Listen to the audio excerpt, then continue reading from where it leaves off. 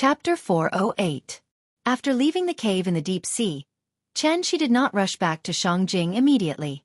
Instead, he flew to Daiyu Island. He had no choice. After all, Bai Hong did not know anything about it. Furthermore, the Divine Gate had not opened for a long time. Even if Chen Shi wanted to go to Heaven Capital, there was no way in. Therefore, he could only pin his hopes on Jiang Yan. He wanted to see if he could find a better solution from Jiang Yan. Therefore, Chen Shi led Bai Hong and Shui Xiang straight to Daiyu Island. As soon as they got close to Daiyu Island, Chen Shi suddenly realized that Daiyu Island's mountain guarding formation had become stronger. Previously, this heavenly dipper array was simply dispensable. Even Wushu could easily break it, let alone him. After not being here for a while, this formation had been strengthened by 3 layers inside and 3 layers outside. Even if Chen Shi wanted to break the formation, he would have to spend a long time outside. Seeing this, Chen Shi suddenly had a guess in her heart. Jiang Yan was probably afraid of Wushu. That was why he strengthened the mountain guarding formation to prevent the same tragedy from happening again. Out of politeness, Chen Shi did not choose to break the formation by force. Instead, he waited patiently outside. He did not have to wait for long before the formation slowly opened. Ha ha ha ha ha. Mr. Chen, how have you been? I wonder why you've come all the way to Daiyu Island today? Before Jiang Yan even arrived, the enthusiastic greeting rang through the air above Daiyu Island. Hearing this, Chen Shi smiled and replied, I'm sorry for coming uninvited. No. I haven't seen you for a few days. I really miss your elegance. Please follow me into the house for a chat, Mr. Chen. A white light flashed and Jiang Yan appeared in front of Chen Shi. Seeing his warm and welcoming face, Chen Shi smiled and greeted him politely. At this time, Jiang Yan's gaze landed on Bai Hong and Shui Xiang. Who are these two? Chen Shi knew that Jiang Yan had a grudge against Tiandu, so he deliberately concealed it. They're my friends. They came with me to visit Daiyu Island. Oh, so that's how it is. Please come in. Jiang Yan laughed and made an inviting gesture to the 3 of them. Then he took the lead to fly to serene Afterglow Peak.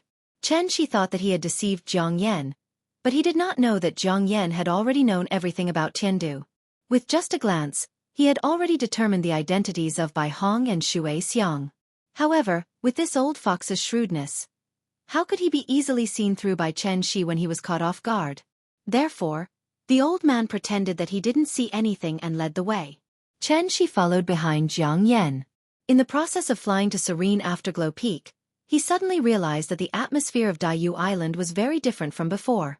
Previously, Daiyu Island was like a paradise.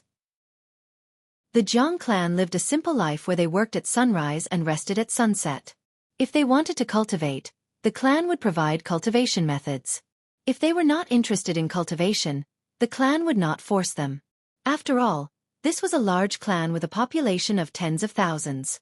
The clan leader could not possibly require everyone to cultivate. But now, Daiyu Island was like a frontline military camp. From the elderly in their 70s to the children of 4 or 5 years old, all of them were cultivating hard on the drill ground. Jiang Yan noticed Chen Shi's gaze, so he took the initiative to explain. The previous battle caused the Jiang clan to suffer heavy losses. The Jiang clan originally wanted to stand aloof from worldly affairs, but Tiandu was so aggressive. How can any egg remain intact when the nest is overturned? The clan members' fighting spirit has been aroused because of this. Speaking of which, it can be considered a good thing. Hearing this, Chen Shi nodded. He did not think too much about it. He was even considering whether to inform Jiang Yan of the news of Wushu's death. In fact, one could not blame Chen Shi for being fooled by Jiang Yan. After all, he could not read minds. Jiang Yan didn't show the slightest bit of hostility towards Chen Shi, not even a little bit. Jiang Yan kept showing goodwill to Chen Shi, from his words to his actions. For example, the Adumbra flower. If not for Jiang Yan's free supply, Qin Ruing would not have been able to ascend to the diviner level. In the end, Chen Shi still owed Jiang Yan a favor. Jiang Yan led Chen Shi to the Jiang clan's ancestral hall. This place was where the ancestors were worshipped. At the same time, it was also where the Jiang clan received important guests. Previously, Jiang Yuankue was in charge of the ancestral hall. Now that Jiang Yan had come out of seclusion, Zhang Yuankue naturally stepped down as the clan leader. Chen Shi looked around and realized that there was no one around the ancestral hall. He did not know if it was an illusion. Chen Shi felt that the atmosphere on Daiyu Island was a little strange. However, he could not pinpoint exactly what was strange about it. After all, in order to prevent Chen Shi from sensing that something was amiss, the possessed Zhang clan members had all retreated to the pavilion in the middle of the lake. Only Zhang Yan was left to receive him. Seeing that Chen Shi was constantly looking around, Zhang Yan did not wait for him to speak. He directly asked, "Mr. Chen, you came to the island this time because of the Arbiter of Fate Xian Nu, right?" As soon as he said that, Chen Shi's attention was immediately drawn back. He quickly asked, "Sir, do you know something? Actually, long before you came to the island, I already predicted that you would come to Daiyu Island today." At this point, Zhang Yan deliberately paused.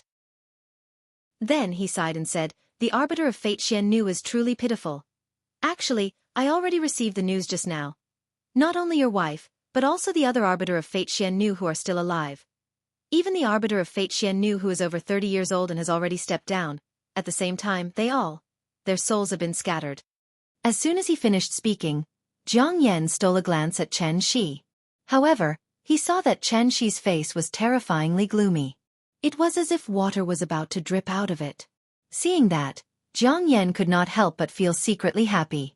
Seeing that Chen Shi did not seem to understand the reason behind this, Zhang Yan pretended to sigh deeply. Then, he turned around and walked to the back of the ancestral hall. He took out an ancient book. This is the record of the divine gate that the Zhang family's ancestors wrote. Originally, it was not supposed to be read by an outsider. However, this concerns your wife, so I'll make an exception this time. Sir, please read it yourself. Zhang Yan directly handed the ancient book to Chen Shi. After that, Chen Shi began to read 10 lines at a time. The first half of the ancient book was about how the Zhang family became a sinner. Chen Shi was not interested in this at all, so he directly flipped to the back. When it came to the Tai Ching sacred ancestor, he began to read word by word seriously. As for the origin of the divine gate, Chen Shi had already learned more or less from Zhang Yan and Bai Hong. The ancient book only made further additions. However, these were not important. There was only one important thing in Chen Shi's eyes, and that was the Arbiter of Fate Xian Nu. The reason why the Zhang family did not have the Arbiter of Fate Xian Nu was actually because of this ancient book. Perhaps it was because the Zhang family's ancestors and the Tai Ching sacred ancestor were enemies. So the ancient book unceremoniously pointed out that the Arbiter of Fate Xian Nu was a backup plan left by the Tai Ching sacred ancestor for Tiandu. Back then, the sacred ancestor sacrificed Xian Nu's soul to lead the ancient immortal cultivators to the Great World. However, the Great World was only a small plane, far inferior to the large plane that Earth itself was in. Therefore, the sacred ancestor promised, as long as the descendants of sinners reached the celestial realm, they could ascend to the Great World. The purpose was to let the sinners of the lower realm provide an endless supply of Arbiter of Fate Xian Nu for Tiandu. As long as the Arbiter of Fate Xian Nu was not cut off, then the ancient immortal cultivators could once again build a soul bridge and return to Earth. This had to be mentioned. Only when the tide surged could Tiandu use the soul mirror to open the divine gate, allowing the celestials to ascend. This gate relied purely on the power of the tide to open, so only a few people could enter at a time. The higher the cultivation of the person who passed through the gate, the more difficult it would be to pass through the gate. It was like a giant trying to force his way into a dwarf's house. His huge body would naturally be stuck in the doorframe. Unless the giant comprehended the true meaning of the word void, he would be able to open a new gate on his own. Otherwise, he could only obediently wait outside the gate. The reason why heavenly venerable wondrous spells could come to the lower realm was entirely because of the cultivation technique he practiced. He could pass through the divine gate with his clone, so he could bring Wushu to the lower realm to check out the situation. Chen Shi quickly finished reading the contents of the ancient book. However, after reading it, his brows furrowed tightly. If that's the case, Yingying's soul didn't dissipate for no reason, but was forcibly taken away by the soul mirror? Using the soul mirror to take away Xian Nu's soul and build a soul bridge that can allow millions of people to cross the two realms at the same time. In other words. Chapter 409. Building the Soul Bridge and Opening the Heaven Gate. Returning to the human realm. Chen Shi wasn't very concerned about this. He only cared about one thing, and that was the soul mirror. According to ancient records, once the sky-bearing mirror was fully activated, the sky-bearing mirror would be activated. Then, the 5 holy temples in the lower realm and the 13 soul-amassing cauldrons in the various branches would be activated at the same time. From there, they would build a super-large teleportation formation across the 2 realms, the so-called Soul Bridge. Soul Bridge? More accurately speaking, the Soul Bridge should be called the Bridge of Forgetfulness, right? The River of Forgetfulness beside the Bridge of Forgetfulness.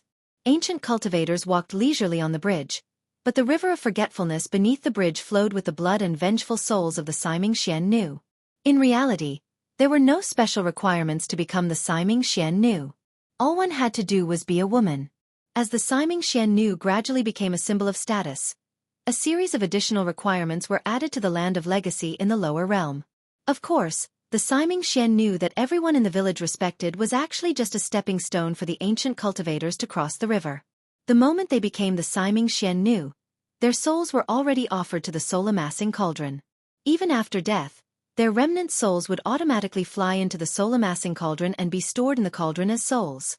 It was only then that the Siming Xian Nu would truly usher in their tragic lives. Because their souls hadn't perished, they would instead endure endless torment and burning in the soul-amassing cauldron until the soul mirror opened. Only then would they truly be liberated. Turning to ashes was a form of liberation. She returned the ancient book to Jiang Yan. Then, without saying a word, he cupped his hands and thanked Jiang Yan. Then, he silently turned and walked out of the Jiang clan ancestral hall. Bai Hong had been waiting outside. When she saw she come out, she immediately approached him to ask about the situation. But he didn't expect that she would grab him and Shui Xiang and fly straight back to Shangjing. As soon as she left, Jiang Yan followed behind. However, by the time he looked up, Shi's figure had completely disappeared from the sky above Daiyu Island. Seeing this, the corners of Jiang Yan's mouth immediately curled up into a meaningful smile. Shi flew very quickly and returned to Shangjing in the blink of an eye. This time, he didn't let Bai Hong and Shui Xiang enter the house. Instead, he casually threw them into the alley and used his true essence to control them. Shi had left so suddenly that the little girl couldn't find her father after looking around the yard, so she ran to the room to watch TV. One had to know that although she did not waste much time on the road.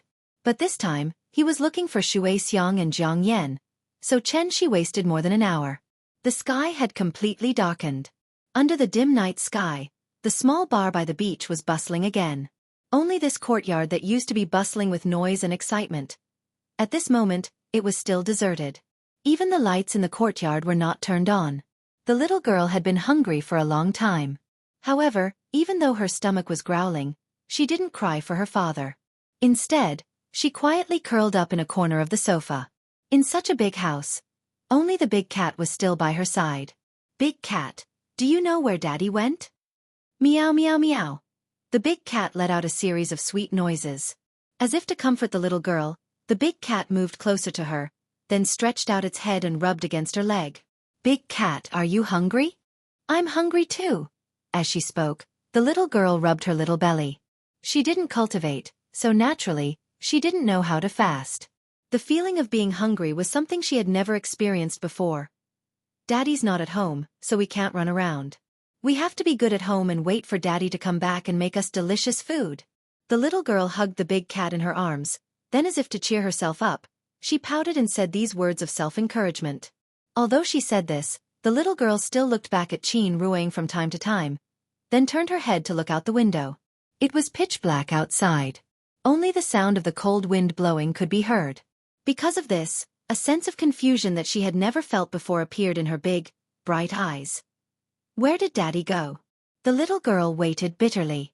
Finally, she arrived home. As soon as he stepped into the courtyard, she found that the house was dark, so he used his inner energy to turn on all the lights. In an instant, the lights were brightly lit, flowing with light and color. Qin Ruang was bedridden, so his sister-in-law naturally couldn't escape this calamity. Qiao Yuan went home for the holidays, while his father-in-law was still in seclusion in his room, unaware of the outside world. Right now, in this huge courtyard of the Qin family, only a 5-year-old child was still moving around freely. But she was still so young. She didn't even know how to turn on the lights. Thinking of this, Chanshi's expression couldn't help but darken. He quickly walked to the west wing. Daddy's back. The moment the lights came on, the little girl excitedly jumped down from the sofa, then eagerly hugged the big cat and rushed out of the room. Daddy, where did you go? I missed you so much. Although they hadn't seen each other for more than an hour, the little girl really missed Chenshi very much. On one hand, it was because she was afraid of the dark. On the other hand, of course, it was because she was hungry. Hungry, right? Let's go. Daddy will take you to cook.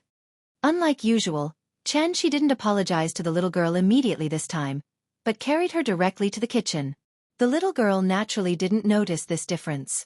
As soon as she heard that her father was going to make delicious food for her, this little girl instantly threw all her worries to the back of her head, then excitedly rode on Chenshi's shoulder, smiling as she waited for her father to make delicious food for her. Soon, the father and daughter had a full meal. After filling her stomach, the little girl clung to Chenshi's side as usual, then pulled Chenshi to watch cartoons with her. But because her biological clock hadn't been adjusted, before 9 o'clock, the little girl kept yawning. Seeing this, Chenshi led her to the bathroom, then washed her up. Wash clean, put on a nice towel, lie on the bed. Hey!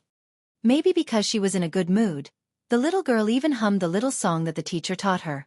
Looking at her innocent and cute appearance, Chenshi's face finally showed a trace of a smile from the bottom of his heart. However, this trace of a smile didn't last long. When Chenshi carried the little girl back to the bed, watching the little girl as usual, tiptoeing to Qin Ruang's side and lying down, Chenshi could no longer suppress the raging emotions in his heart, and tears suddenly flowed out. This had nothing to do with cultivation. It was the truest feeling in his heart at this moment. In order to prevent the little girl from seeing him, Chenshi used an illusion to cover his face. Daddy, tell me a story. Just one. After hearing it, I'll go to sleep obediently. Okay, since you're so obedient, Daddy will tell you too. Mwah. Daddy is so good. So, Chenshi hugged the little girl, and softly told her a simple and childish story one after another in her ear. It wasn't until the little guy fell asleep that Chenshi finally stopped. He quietly looked at the two most important women in his life. They slept sweetly and peacefully, and nothing could disturb them. Just as Chenshi had once promised, even if the sky collapses, I'll hold it up for you.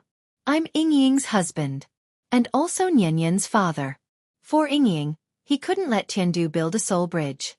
Because the moment the soul bridge was formed, Yingying's soul would scatter. So he had to dare to go to Tiandu before the soul bridge was built to ask for an explanation for his lover. But if he went, he didn't know when he would come back. Because he wasn't completely sure. And this was also the first time since Chenshi returned that he did something he wasn't sure of. But he had to do it. Chenshi wouldn't leave quietly, so he had to accompany Nianyan for a night, and tell her everything tomorrow. In order to save Mommy, Daddy had to leave temporarily for a while. Nianyan, wait for me. Daddy will definitely come back. Hey, in order to prevent the big shots from exploding mentally, let's give them a heads up. This isn't a sadistic novel, and I'm not interested in killing my wife, but the plot has to move forward, right? I can't stay in the tea house all day, can I? Life has to have some ups and downs. Humans only grow when they experience things. Makes sense, right? Long live understanding. Chapter 4:10. The next morning. When the little fellow slowly woke up from her sleep, the sun was already high in the sky. Because of the orientation of the room, the sunlight shone directly on her face through the window, immediately making her little face bright red. The little fellow rubbed her eyes and then sat up from the bed with great effort. After habitually calling out Daddy, she then lowered her head to look at Qin Ruang. Good morning, Mommy. The little fellow greeted her mother sweetly, but Qin Ruang still did not respond. She just lay quietly on the bed like that. There was no breath, no heartbeat, and of course, no movement. If one looked at it from a secular perspective, this child actually slept with her mother's corpse every day. Thinking about it carefully, this scene was really strange, and even gave people a chilling feeling. Fortunately, the little fellow did not think so.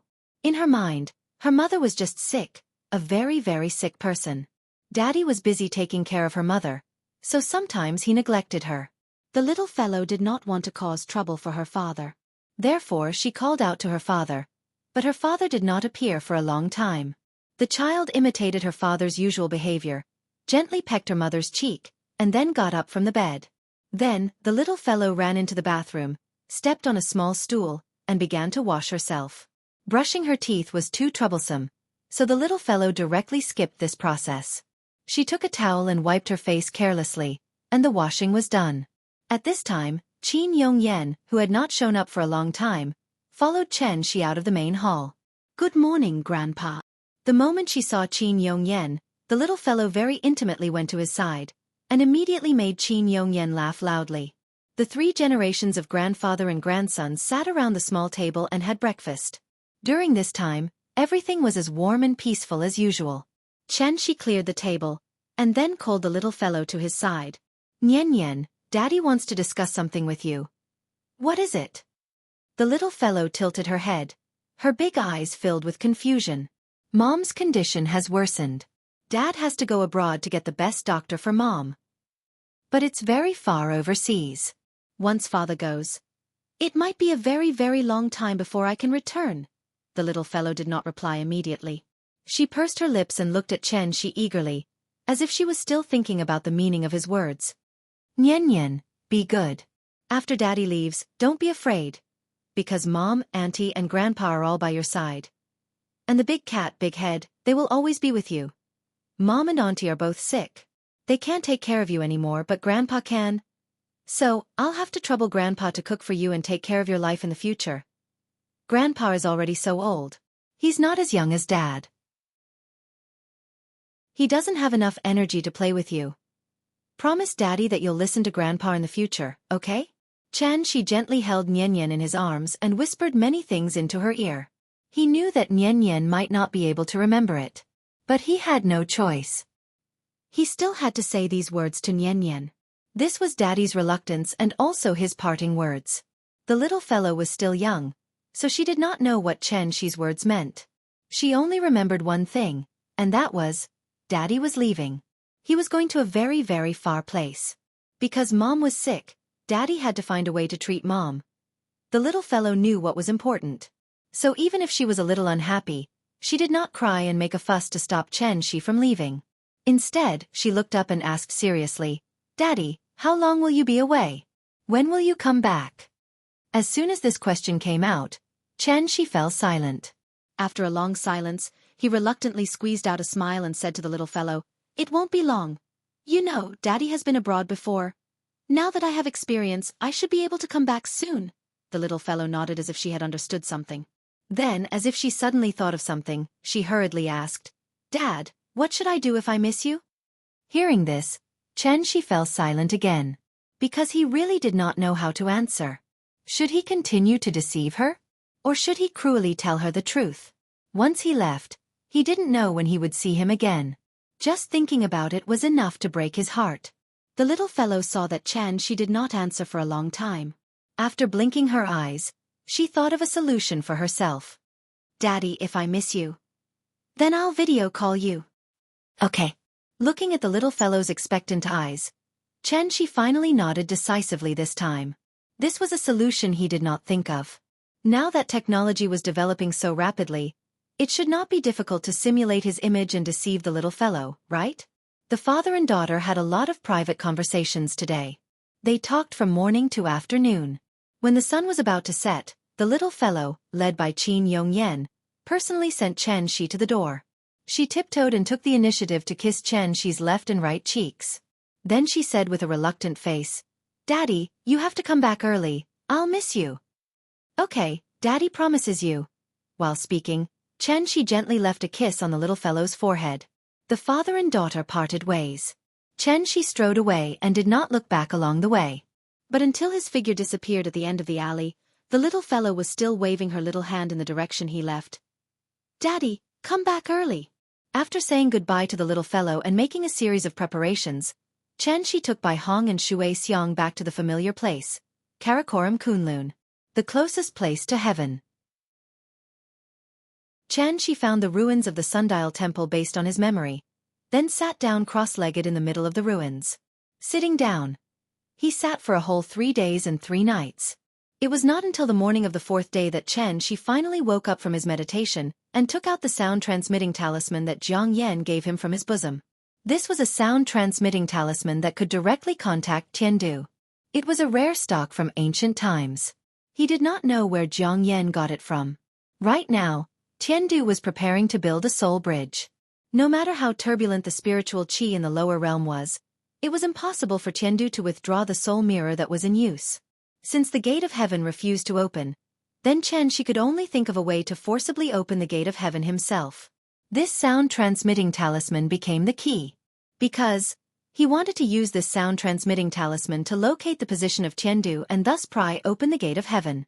This was also the solution that Shi and Jiang Yan finally came up with after a detailed discussion. Since the moment Qin Ruiying's soul dissipated, Bai Hong had been reduced to a prisoner again. So he could only be locked to one side like Shui Xiang, anxiously watching Shi's strange actions. They saw. After Shi ignited the talisman, he leaped into the air. Then, under the dumbfounded expressions of the two people, Shi held the flowing cloud sword in his hand, mobilized all the vital essence in his body, and fiercely slashed at the sky. In an instant, the mountains shook, the wind and snow trembled. After 3 days of meditation, Shi gathered all the vital essence in his body to one point. The moment the sword was drawn, the whole world fell silent. Immediately after, the sword qi grew bigger and bigger. Every time it flew up a meter, the sword qi would violently expand at a speed visible to the naked eye. As the sword qi continued to expand, it finally showed a kind of earth-shattering momentum, rolling up all the fluttering snowflakes between heaven and earth, like a pillar that supported the heavens, crashing into the clouds. Only then did Bai Hong suddenly widen his eyes, finally understanding what Shi was doing. He was going to use his own strength. Chapter 4:11. After 3 days of recuperation, Shi finally slashed out with his sword. This was also the first time he had launched an attack in his peak state since returning to Earth. Of course, the target of his attack wasn't a person or object, and it was the boundless sky. The elegance of this sword could be said to be shocking the world. If one were to overlook the Earth from space, they would be able to clearly see that on the surface of this blue planet, a beam of light suddenly shot up into the sky like a celestial pillar. The dazzling sword light tore through the clouds, and the quintessential essence dispersed like ripples, spreading out wave after wave. Wherever the true essence went, the climate of the area would even change dramatically. The northern part of the land of polar night suddenly became as bright as day. Heavy rain suddenly fell on the parched and scorching Africa. Even Hawaii, which was like spring all year round, welcomed a strange snowstorm at this moment. The clouds were like confetti in a bottle, shaking violently with the shaking of the bottle. As a result, abnormal weather conditions appeared in various areas. The torrential rain had yet to stop, but the sun had already risen in the blink of an eye. The atmosphere became unbearably turbulent, and the turbulence caused by the true essence almost affected all the flights around the world. In the blink of an eye, the emergency communications from the captains blew up the command towers of various airports. Feeling the violent shaking of the plane, the unlucky passengers felt as if doomsday was coming. Some of the pessimists even began to write their wills. At this moment, how insignificant were the weak mortals. Thank goodness.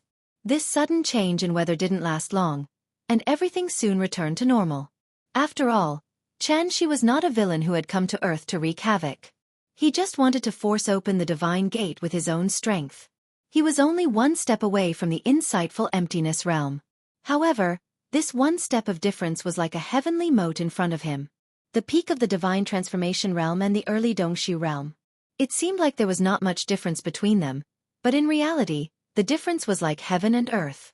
If one were to say that they were only comprehending the laws of heaven and earth before the divine transformation stage, only after reaching the insightful emptiness realm could one truly be considered to be using the laws of heaven and earth. The true essence of the word void was the first law that an immortal cultivator had to master. And it was precisely because of this difference that Shi could only watch helplessly in the lower realm. Even though he knew that the soul mirror was the source of all suffering, he couldn't go to heaven capital to find a solution. The gate of heaven did not open. Could it be that he wasn't going? Shi naturally could not accept such an outcome. If Qin Ruiying's soul really dissipated in front of his eyes, and he could only watch helplessly, It seemed that Chen Shi would never forgive himself in this lifetime. Thus, he had no choice but to take the risk and forcefully open the passageway between the two worlds with his soul formation stage cultivation base. It must be mentioned here. Opening and opening were two completely different concepts. The grand pure divine ancestor had built enough connections between the two realms, so Chen Shi didn't need to open up another channel.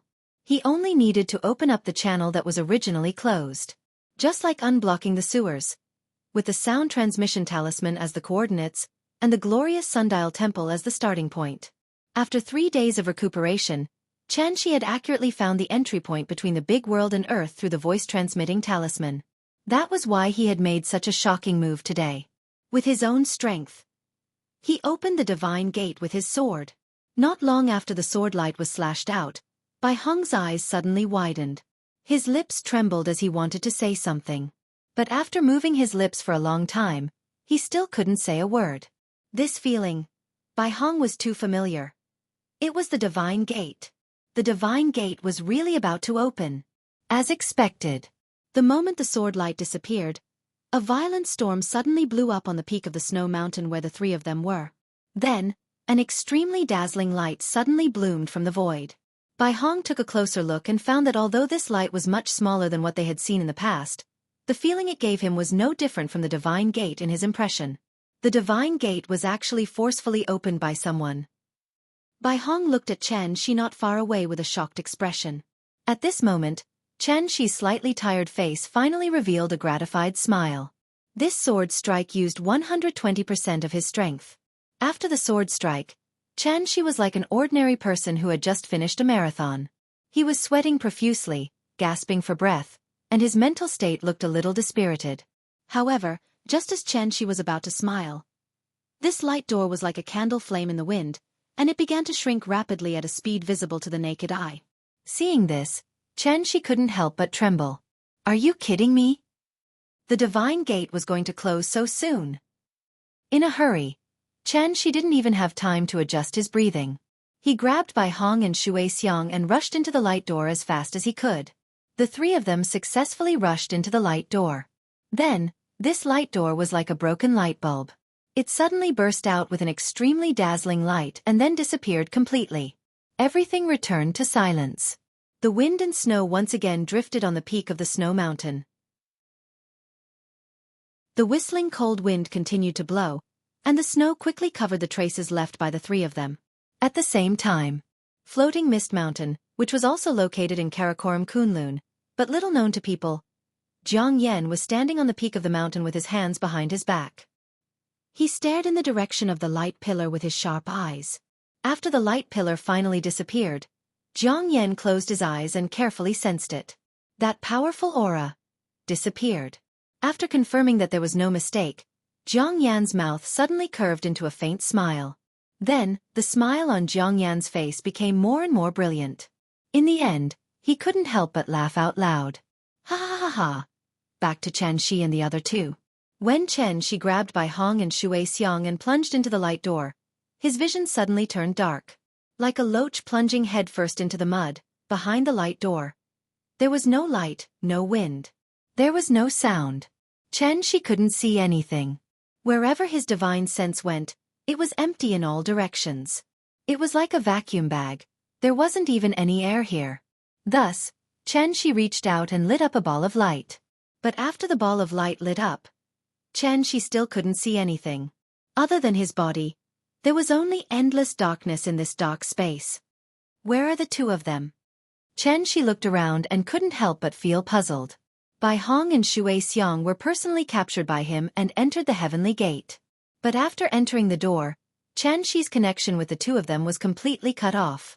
Chen Shi thought that he had been ambushed and subconsciously wanted to draw his sword, but he found that he had lost the flowing cloud sword at some point in time. Right now, he was only left with the training clothes he wore when he set off. Chen Shi had no choice but to search aimlessly in this dark space.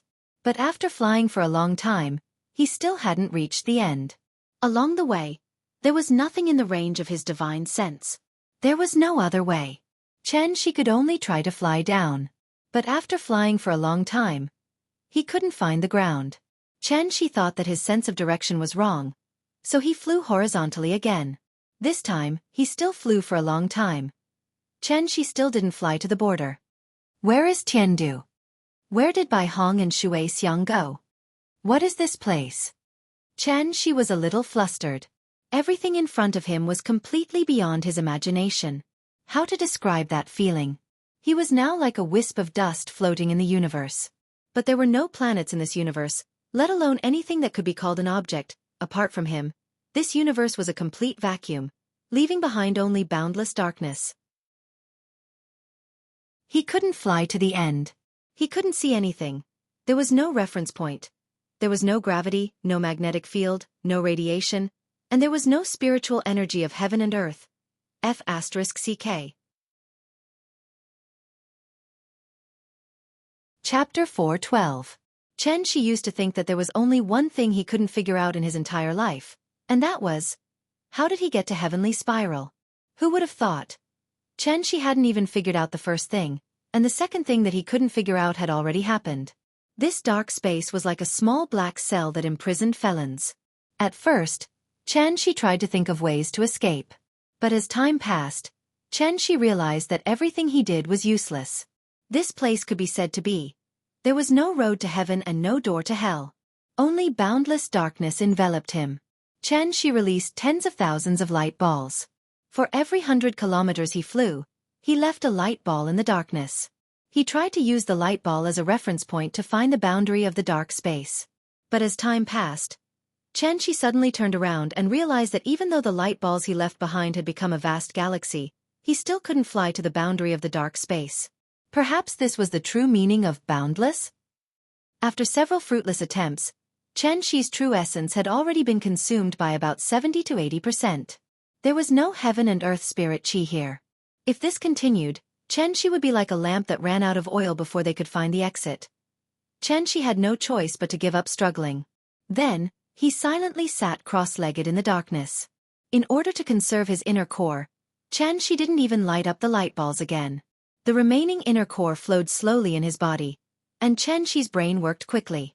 He started to pay attention to the passage of time. 1 second, 1 minute, 1 moment, 1 hour, 1 day, 1 week, 1 month, 1 year. Shi's mind was firm.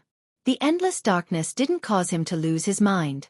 But as time passed, Shi's heart gradually became heavy. He closed his eyes, then opened them. 3 months had passed. This dark space was clearly endless, but Shi felt especially oppressed. It was as if he would be swallowed by the darkness at any time. He couldn't accept it. He couldn't accept it. He couldn't accept it. Once Tiandu built his soul bridge, Yingying's divine soul would vanish into thin air. By then, even if the Daluo Golden Immortal descended, he would be powerless. Shi couldn't accept being trapped here. Because, he still had a lot of things to do. In a moment of desperation, Shi flew up and down in the darkness like a headless fly, roaring loudly. He tried his best to make as much noise as possible. However, this dark space didn't even give him a trace of a reply. Very soon.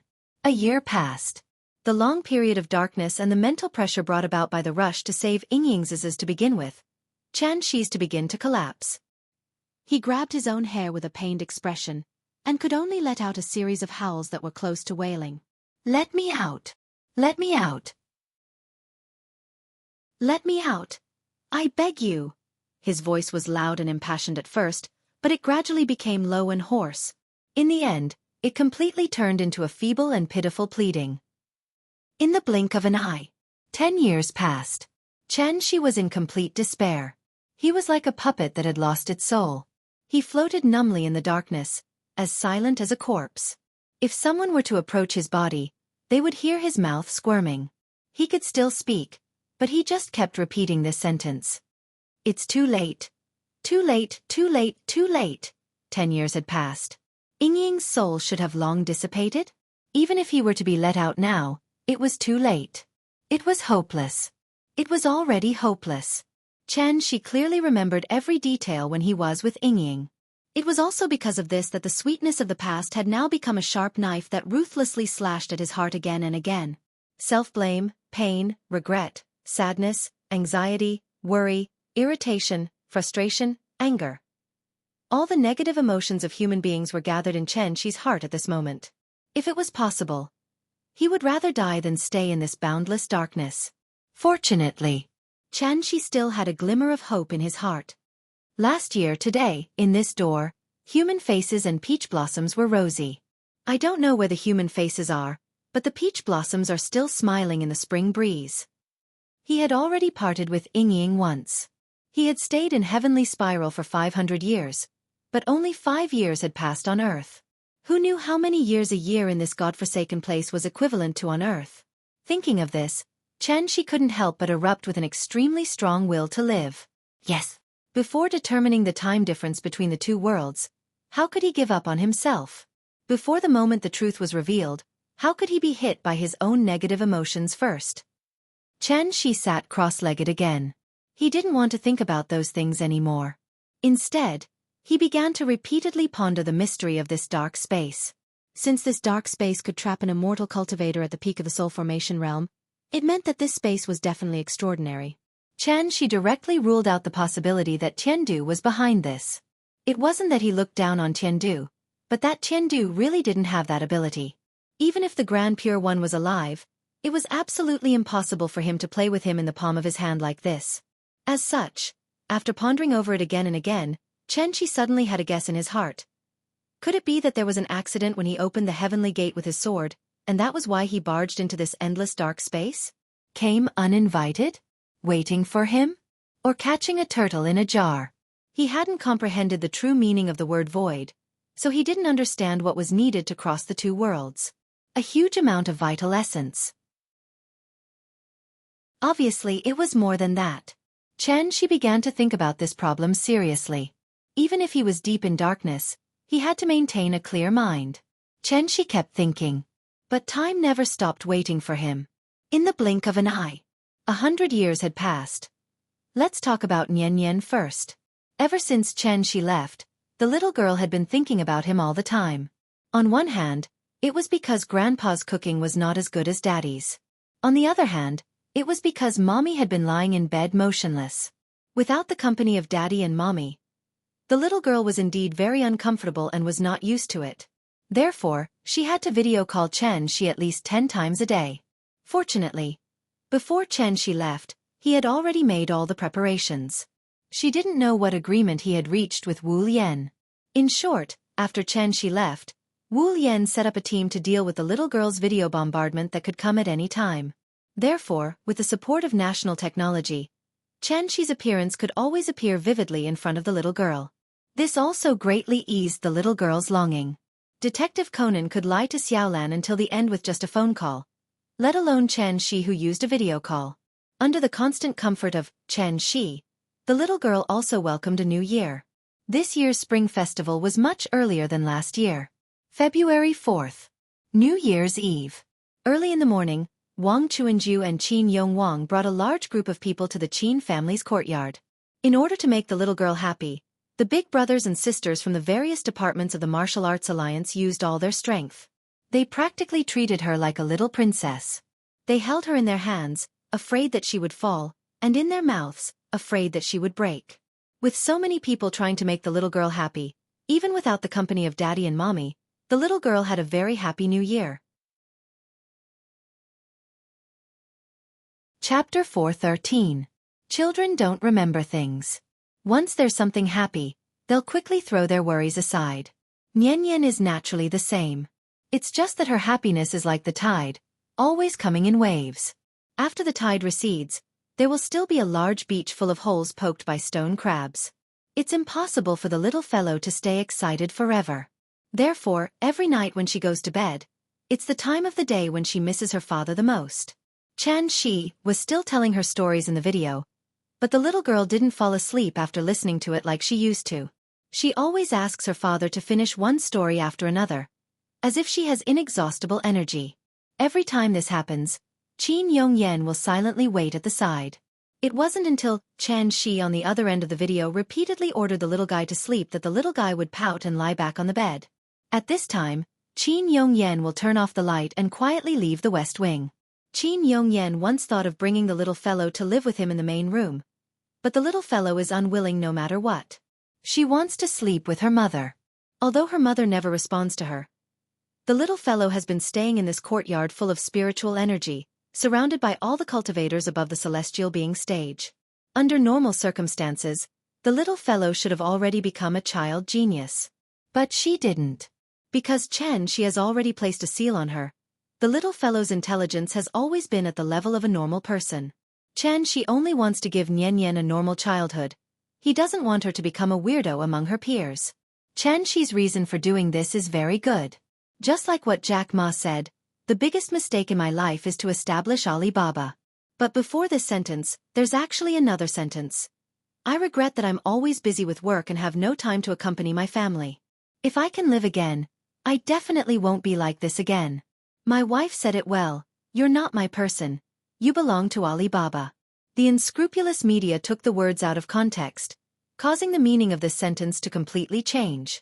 Cultivation is not a matter of time. For immortal cultivators with long lifespans, what did a few years count for? Nian only had one childhood. Why couldn't she be allowed to play happily for a few years without any worries? Shi's idea was very good. Unfortunately, a thought was just a thought. When Shi embarked on a strange journey to save Yingying, the happy life of the family of 3 was completely shattered. Shi considered that he might not be able to stay by Nian's side to protect her, so after hesitating for a while, he personally removed the first layer of the seal on Nian's body. When she turned 12 and 18, the second and third layers of the seal would automatically be removed. If by that time, if Shi hadn't come back yet, Qin Yongyan would have told Nian the truth. It was up to her to make her own choices in the future. Let's go back to that damned dark space.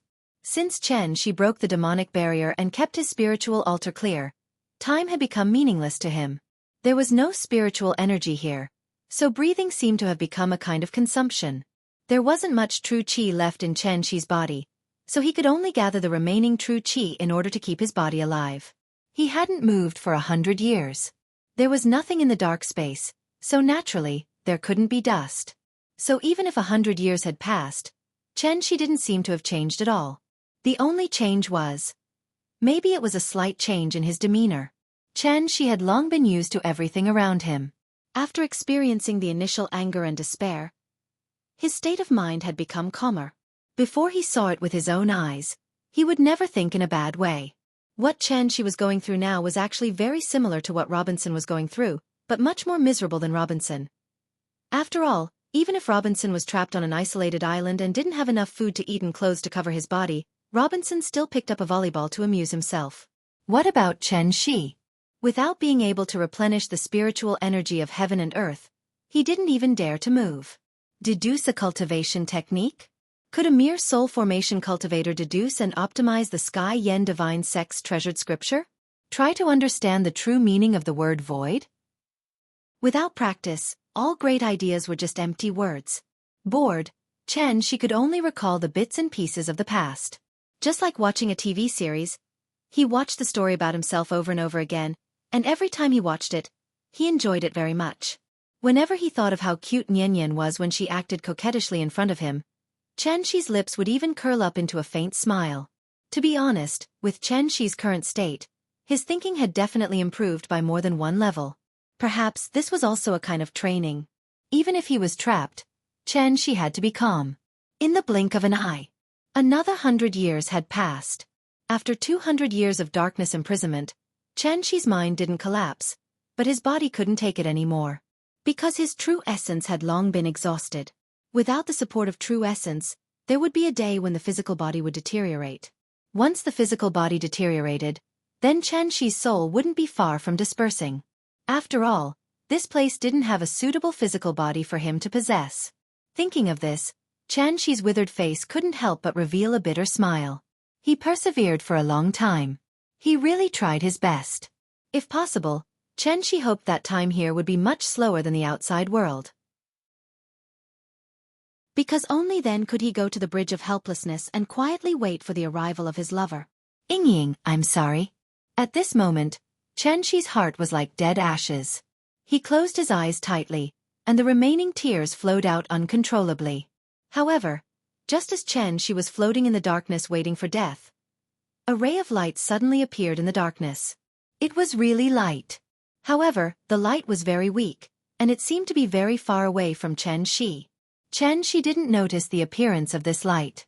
As his breath became weaker, the light became brighter and brighter. Finally, Chen Shi noticed something strange. He hadn't seen light for more than 100 years. After feeling the abnormality caused by the light shining on his eyelids, Chen Shi's eyelids suddenly trembled slightly. Then, he was like a drowning man, twisting madly in the darkness. Chen Shi used the last of his strength to open his eyes and saw that the light seemed to be right in front of him. Light! I'm saved! I'm saved! The moment he saw the light, Chen Shi's heart suddenly exploded with an extremely strong will to live. He didn't know where he got the strength from, but his body suddenly bounced up, and then he tried his best to run towards the light at the fastest speed. As the light got closer and closer, Chen Shi's pupils couldn't help but become bigger and bigger. He was a little excited and a little scared. He was afraid that everything in front of him was an illusion before he died. Thinking of this, Chen Shi suddenly closed his eyes, and then plunged into the light. By the time Chen Shi's body was submerged in the light was like a firework, instantly disappearing from the dark space. But at this moment, in this dark space that imprisoned Chen Shi for 200 years, a woman's voice suddenly sounded. He can't die here. The woman seemed to be talking to someone. If Chen Shi was still here, he would definitely feel that this woman's voice was very familiar, as if he had heard it somewhere before. Sure enough. As soon as the woman's voice fell, a man's voice immediately followed. This is the reason for your interference? Do you know what the consequences are? I know. It's good that you know. The conversation came to an abrupt end. Chapter 4:14. After Chen Shi plunged into the light, a cool and refreshing feeling enveloped him. That feeling. It was like a traveler in the desert who had been exposed to the sun for 3 days and suddenly fell into an underground cold pool. The surging spiritual energy of heaven and earth flowed into his body, instantly causing Chen Shi's dried-up dantian to glow with vitality. Chen Shi gasped for breath and frantically grasped the surrounding spiritual energy of heaven and earth around him. He did not even care where he was. After jumping out of the light, he directly sat cross-legged on the ground and adjusted his breathing. Who cares what the situation is? In any case, he had to replenish his vital essence first. After about a level of vital essence in his body had recovered, Chen Shi swept away the dispirited look on his face. At this moment, he looked like a famous ancient sword that had just been unearthed. Although there was still a lot of mud on the surface, after unsheathing, the sharp edge of the sword still shone with a piercing cold light. Spiritual energy of heaven and earth. How long has it been since I felt such dense spiritual energy? Feeling the continuous accumulation of vital essence in his body, Chen Shi could not help but look intoxicated, like a drunkard who had tasted the finest nectar. Then, he finally opened his eyes slowly.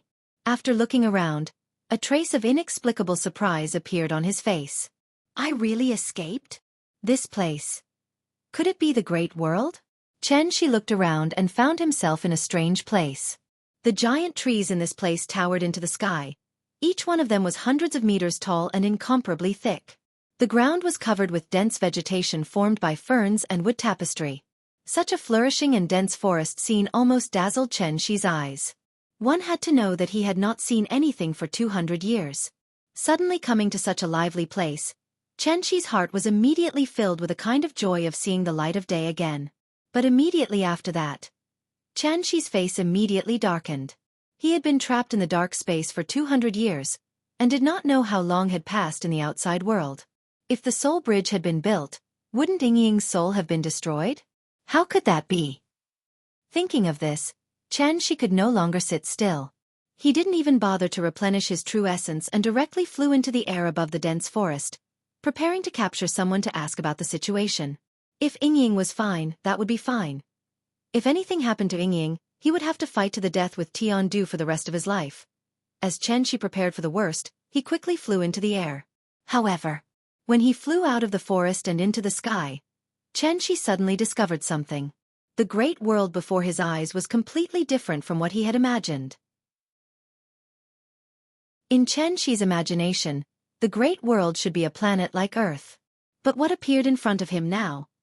They were countless floating islands in the void. Just like in the movie Avatar, These floating islands were either big or small. The vegetation on the islands was lush, and they all had a complete ecosystem. In fact, calling it a floating island didn't seem right. To be exact, it should be called a mountain. One mountain range after another floated in the void. After all, the great world was just a small plane in a crack in the void. It couldn't be measured by the common sense of the universe. There was no sun in the great world, and all the light came from the great sun-moon star formation that the Tai Ching divine ancestor had inscribed on the boundary of the plane. Under the illumination of the great sun-moon star formation, the great world had a day and night like Earth. He didn't know how big this space was. With just a cursory glance, Chen Shi saw thousands of floating islands of different sizes, and the floating island he was on was considered relatively small. The floating islands were either high or low, and each island was surrounded by immortal clouds. Chen Shi listened attentively and found that there were vigorous roars of beasts coming from the depths of the forest. Suddenly, a giant golden bird swept past Chen Shi's eyes. After grabbing a strange beast the size of an elephant from the forest below him, the giant bird turned around and flew toward another floating island. Such a strange scene was really amazing. Because Chen Shi had just escaped from the dark space, he had a better understanding of it. Thus, Chen Shi looked into the distance and set his gaze beyond the group of floating islands, to a place where even the great sun-moon star formation couldn't illuminate. There was nothing but emptiness. It was still that endless darkness. Although there were many floating islands, they couldn't fill up such a huge dark space. This great world. Wasn't this the upgraded and expanded version of the dark space? If there were no surprises, this small plane should be similar to the dark space, and there shouldn't be anything in it. After the Tai Ching divine ancestor discovered this plane, he moved countless mountains from somewhere, and that was how the great world became the size it was today. Mountains could be moved, but where did the rich spirit chi of heaven and earth come from? Chen Shi was stunned by the Tai Ching divine ancestor's extravagance. Only now did he realize that his understanding of the Tai Ching divine ancestor was too one-sided. This great figure who had single-handedly turned the dark space into a cultivation holy land comparable to heavenly spiral and saved the ancient cultivators. What level had he reached? Insightful emptiness? Tao integration? Or perhaps the legendary tribulation true immortal? Chen Shi frowned and pondered for a long time. In the end, he could only put these questions to the back of his mind. After all, he had more important things to do now. Presumably because the great world couldn't produce spirit chi on its own, Chen Shi rested for a while and realized that the spirit chi of heaven and earth in the great world was only slightly richer than on earth. Perhaps this was the main reason why Tiandu had decided to return? For Yingying's sake, Chen Shi had to stop Tiandu from building a soul bridge. It was still the same sentence. Even 200 years of imprisonment hadn't extinguished the last bit of hope in his heart. If he hadn't seen it with his own eyes, then Yingying would always be waiting for him to save her. Chen Shi hid his figure and stealthily passed through the various floating islands. While grasping the spirit chi of heaven and earth on each island, he quickly flew in the direction of Tiandu. It was a pity that Bai Hong and Shui Xiang had run off somewhere. Otherwise, Chen Shi could have prepared a battle plan in advance. How did Chen Shi know where Tiandu was? Wasn't this nonsense? The island with the densest spirit chi and the largest floating island. Wasn't that Tiandu's headquarters? Chen Shi didn't go near the largest floating island. Because his true essence was exhausted, it would take at least 3 months to recover to peak condition. He had endured 200 years. What more a mere 3 months? Chen Shi wasn't in a hurry. In order to be able to observe Tiandu's movements at any time, he lurked on a nearby floating island. 3 months. Yingying, wait for me. When my true essence recovers, it will be the time when my true essence ends. Please remember the domain name of this book. .com. Wonderful book mobile version website. .com. Chapter 4:15. 3 months passed by in a flash. In order not to be detected, Chen Shi plundered large amounts of heaven and earth spirit chi from hundreds of floating islands during this period of time. After all, he was a soul formation cultivator. Now that he was determined to cultivate in seclusion, how could outsiders easily detect him? The only thing that could attract the attention of Tiandu was probably the rate at which the spirit chi on these floating islands was dissipating. Chen Shi's heart was always on the soul mirror, so when he was not cultivating, he could not help but take time out to walk around a few times. As a result, he gradually gained a basic understanding of the great world. There were a total of 120,000 floating islands in the Great World. If all the floating islands were piled together, the surface area was even larger than the moon, almost the size of Asia. The floating islands were not eternal. Once the heaven and earth spirit chi on the island was exhausted, the floating island would completely lose its vitality and float to the periphery of the floating islands. She had not figured out the source of the heaven and earth spirit chi for the time being. However, he was sure that the floating islands here were like batteries. After they were used up, they would not immediately become useless. Instead, they would float to the periphery and wait for the heaven and earth spirit chi to slowly recover. As for what kind of method did the floating islands use to recover their spirit chi? Obviously, she still needed to observe for a while more. Every island had its own ecosystem. Apart from heaven and earth treasures and rare beasts, of course, there were also many descendants of ancient cultivators living here. She went to a few nearby floating islands, but found that these people were like the Jiang clan, who were holed up in Daiyu Island. They had a clear concept of community, and it could be said that each island did not interfere with the other's business. You're on your island, I'm on mine. Everyone abided by their duties, and it seemed that they would never interact with each other. On this day, after she cultivated for 36 cycles as usual, he let out a deep breath of turbid chi. Although the great world had begun to decline, the density of heaven and earth spirit chi was still comparable to when the tides were surging in the lower realm. Therefore, his true yuan recovered very quickly. Now that he had mostly recovered, he estimated that he would be able to return to his peak state in a few days. And as his condition improved, the strange phenomena caused by Shi's cultivation also became more and more powerful.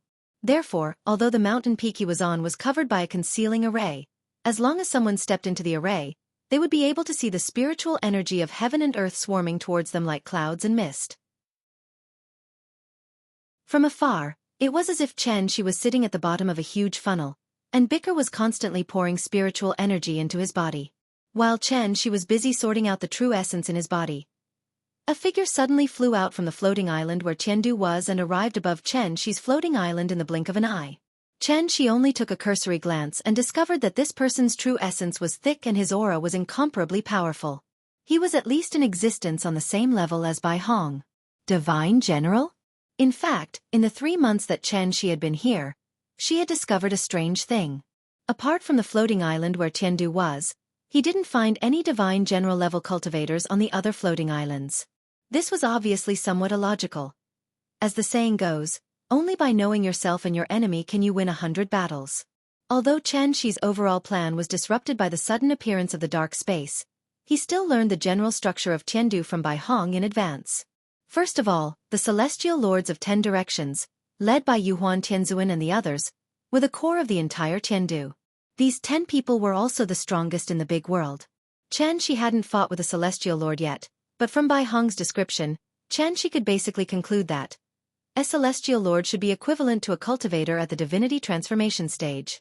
As for whether a Celestial Lord or a Divinity Transformation cultivator was stronger or weaker, this question was obviously only known to Shi after he personally fought with one. In addition to the Celestial Lords of 10 Directions, Tiandu also had the Divine Generals of 5 Directions, who were respectively in charge of the East, South, West, North, and Center. There were a total of 36 people. 10 Celestial Lords and 36 Divine Generals of 5 Directions.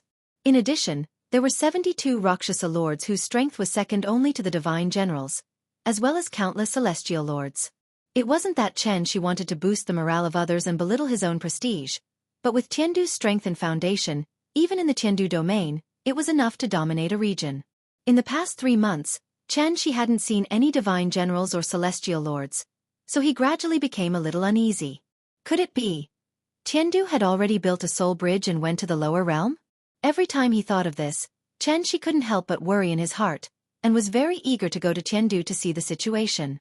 But considering that his cultivation had not yet recovered, and that he would definitely not end well if he stood out, Shi could only forcibly suppress this terrible thought. 200 years had passed, and there was no point in being anxious. Therefore, Shi had even prepared for the worst.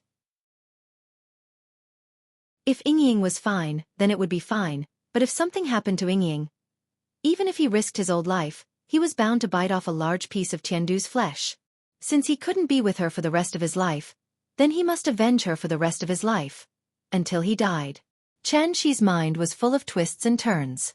When he saw the Divine General appear, he was immediately overjoyed instead of shocked, and hurriedly followed him secretly. The Divine General didn't stay in the air for long.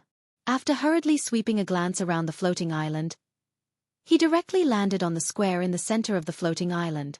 This Divine General was about 30 years old, and seemed to be slightly older than Bai Hong. His appearance was rather rough, and his armor shone with a cold light, looking particularly impressive. As soon as he landed, the Divine General frowned and asked the crowd, "Who sounded the dragon's alarm drum?" At this time, the residents of the island had all gathered here. One of the elders seemed to be the person in charge of this floating island, so he immediately stepped forward and replied, "Reporting to Divine General Qing Yang, this old man is the peak's head, Fu Wanqing." It was this old man who ordered people to sound the dragon's alarm drum. Hearing this, the man called Divine General Qing Yang sized up the old man. This floating island was called Amethyst Peak, and the peak's head was the highest leader of this floating island, roughly equivalent to the village chief of a village. Do you know the consequences of recklessly sounding the dragon's alarm drum? Of course this old man knows, but this matter is very serious. I hope Divine General Qing Yang can resolve this problem for my Amethyst Peak. What exactly is the matter? Divine General Qing Yang patiently asked a few questions before learning the whole story from the old man. It turned out that there was a problem with Amethyst Peak's dragon's vein. Each floating island only had one dragon's vein, and the dragon's vein was the lifeblood of the entire floating island, and at the same time, the source of the island's spirit chi. Under normal circumstances, Amethyst Peak's dragon's vein would dry up after at least 100 years. However, this dragon's vein had some kind of problem, and the spirit chi it produced every day was gradually decreasing. In the past few days, it was on the verge of death. At this rate, Amethyst Peak would probably be abandoned in a few months. Since the elder was a peak's head, how could he not panic? Bring me to take a look. After a simple negotiation, the elder led Divine General Qing Yang to the dragon's vein to check it out. It was obvious that the drying up of Amethyst Peak's dragon's vein had something to do with Chen Shi. This floating island was the closest to Tiandu, and Chen Shi had spent the most time on this floating island, so he had cut off almost half of the spirit chi produced by the dragon's vein. Who would have thought that this would alarm Divine General Tiandu? Now that Chen Shi was done with his work, the dragon's vein naturally returned to normal. Divine General Qing Yang took a closer look, and after finding that the problem wasn't very big, he roared at the elder angrily. Yuan Tianzuan ordered the 5 divine generals to gather at the Imperial Extreme Palace, and you sounded the dragon's alarm drum for such a small matter? I think you're trying to hang yourself. Are you tired of living? Please remember the domain name of this book. 9 Heavens Divine Emperor Mobile Version Reading Website.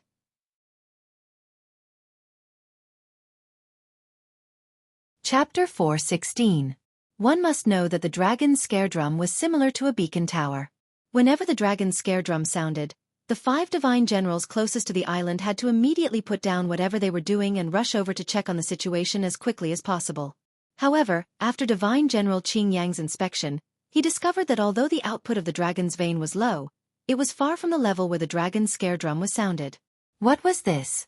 In ancient times, there was King Yu of Zhou toying with the warlords with the beacon fire, and now there was Fu Anqing toying with the divine general with the dragon's scare divine general? One could only imagine how furious Divine General Qing Yang was at this moment. At this time, Fu Anqing also discovered that the dragon's vein was fine, so he instantly knew that he had gotten himself into big trouble today. He hurriedly knelt on the ground and begged Divine General Qing Yang with a terrified expression. "Divine General, please forgive me. This matter is indeed this old man's oversight.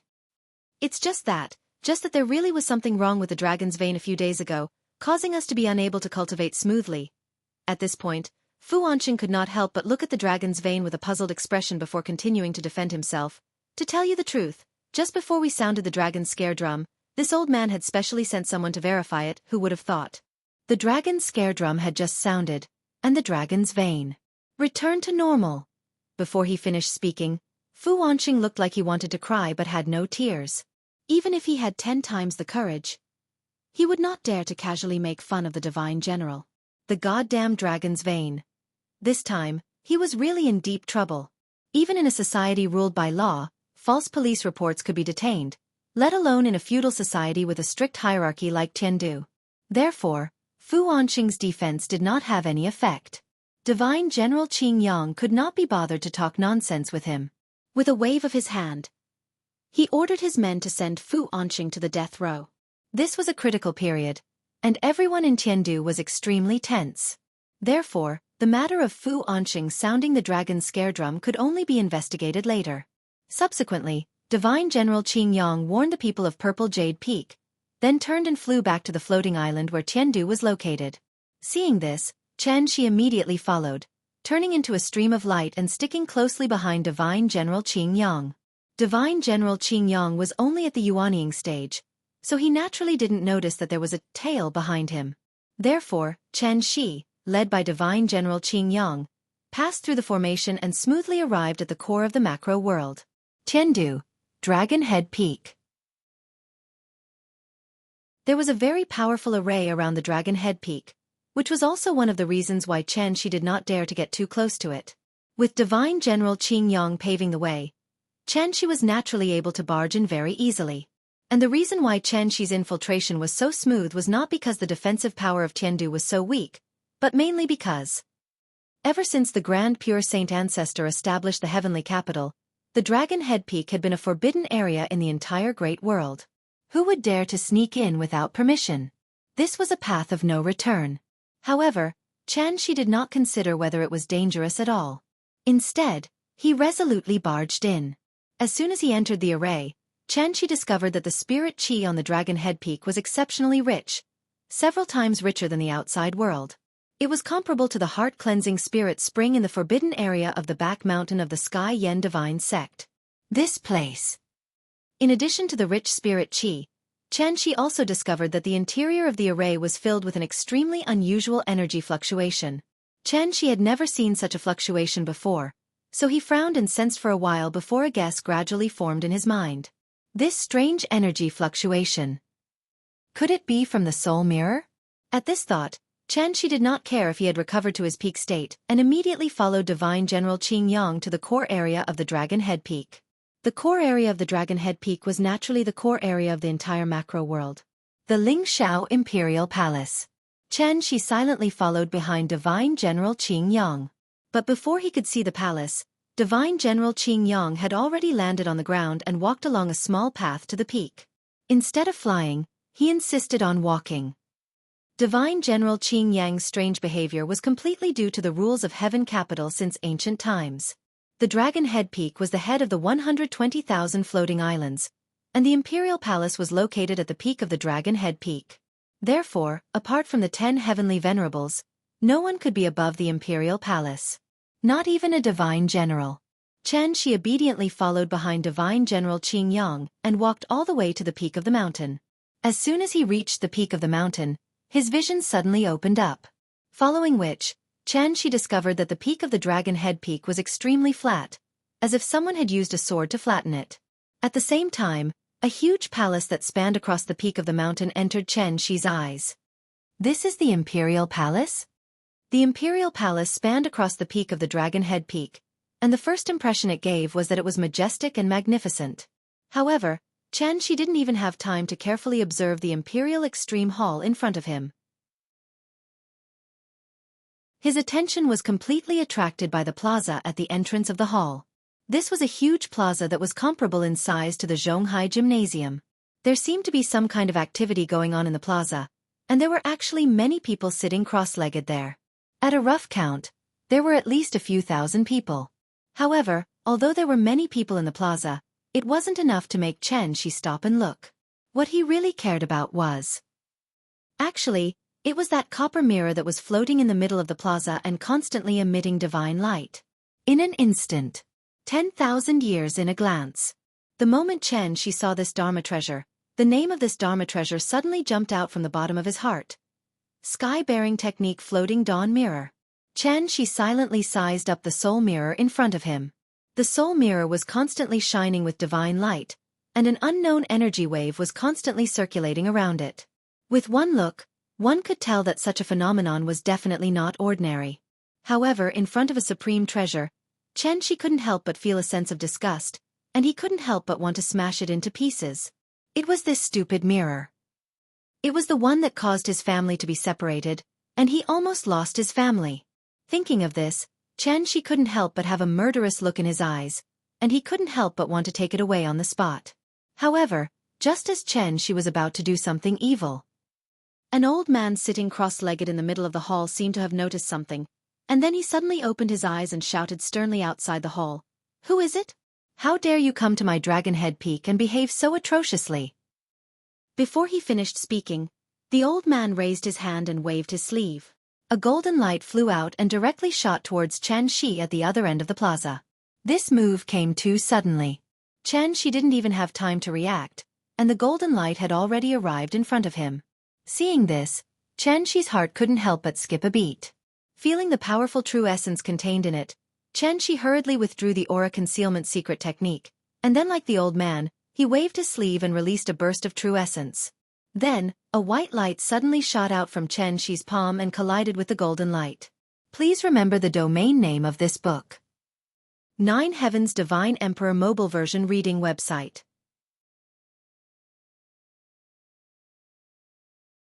Chapter 417.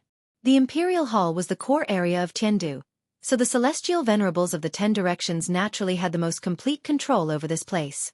Although Chen Shi had the aura concealment secret technique to protect his body, the moment he saw the sky-bearing technique, he couldn't help but feel a ripple in his heart. That was why a celestial venerable sitting cross-legged in the main hall sensed something strange. And this celestial venerable who keenly sensed that someone had trespassed on Dragon Head Peak was someone Chen Shi had long heard of, Yuan Tianzuan. Although they had never met before, Yuan Tianzuan's reputation had long been branded in Chen Shi's heart. After all, apart from being Wushu's biological father, Yuan Tianzuan was also the leader of the 10 celestial venerables. If Tiandu was compared to a large multinational company, then Yuan Tianzuan was obviously the executive chairman of the company. One could imagine how powerful he was. Therefore, when Yuan Tianzuan casually released a burst of true essence, everyone was alarmed. That golden light came too suddenly. After shooting out of the main hall, it was like a laser that pierced through the entire square. Seeing this, everyone couldn't help but look sideways. Just as everyone was feeling strange, a figure appeared out of thin air in front of the originally empty mountain gate. Immediately after, that person casually released a ray of white light under the gazes of everyone, colliding with the golden light that shot out from the main hall. Bang! Suddenly, a huge explosion sounded. After all, it was a battle between celestial venerables, so the few Star Lords closest to the center of the explosion were sent flying by the dispersing force. This scene was very similar to the school field at noon. Thousands of teachers and students were excitedly doing broadcast gymnastics. Suddenly, the flag-raising platform exploded for no reason. It was easy to imagine how shocked and astonished everyone present was. In the tens of thousands of years of history of Tiandu, it wasn't that no one had caused trouble on Dragon Head Peak Square. But to dare to cause trouble when all the celestial venerables were gathered on Dragon Head Peak. Chen Shi was the first. As the explosion gradually subsided, Chen Shi's figure was clearly reflected in everyone's eyes. At the sight of this audacious intruder, some nearby immortal generals uttered long roars at once as they rushed towards Chen Shi at the same time. How dare you! Everyone, follow me and take him down. I'd like to see which bastard dares to behave atrociously on Dragon Head Peak. What kind of joke was this? The 5 divine generals were in charge of guarding one area. Right now, all the divine generals were gathered at Dragon Head Peak, but someone still secretly touched their faces. If this wasn't collective dereliction of duty, then what was? Therefore, even without the orders of the celestial venerables, a divine general was dispatched from each direction to charge at Chen Shi. Today, they had to take down this audacious intruder at the first possible moment and give the Empyreans an explanation. Everyone tacitly agreed that the intruder was doomed. But right at that moment, however, a shocking scene suddenly occurred. The 5 divine generals charged at the intruder from different directions at an extremely fast speed. However, the intruder didn't turn around and run away immediately.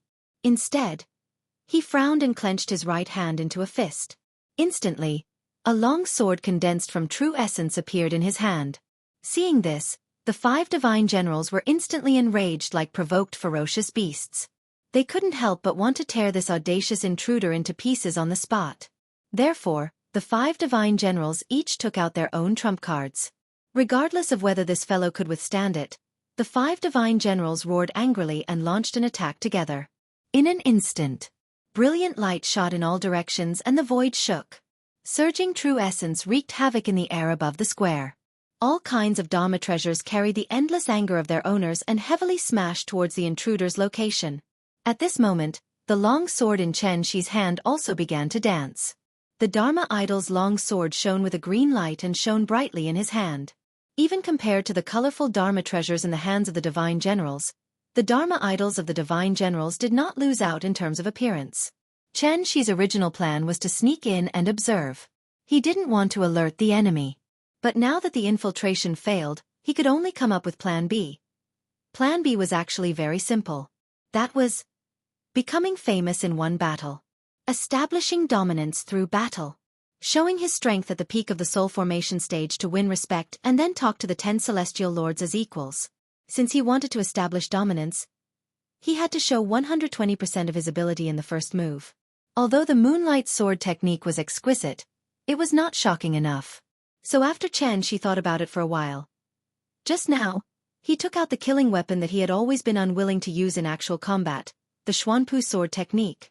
The grain god did not die because of the Xuanpu, read, pin, betrothal. The Xuanpu gate was the root of heaven and earth. It was continuous and did not need to be used diligently. This move was called Xuanpu.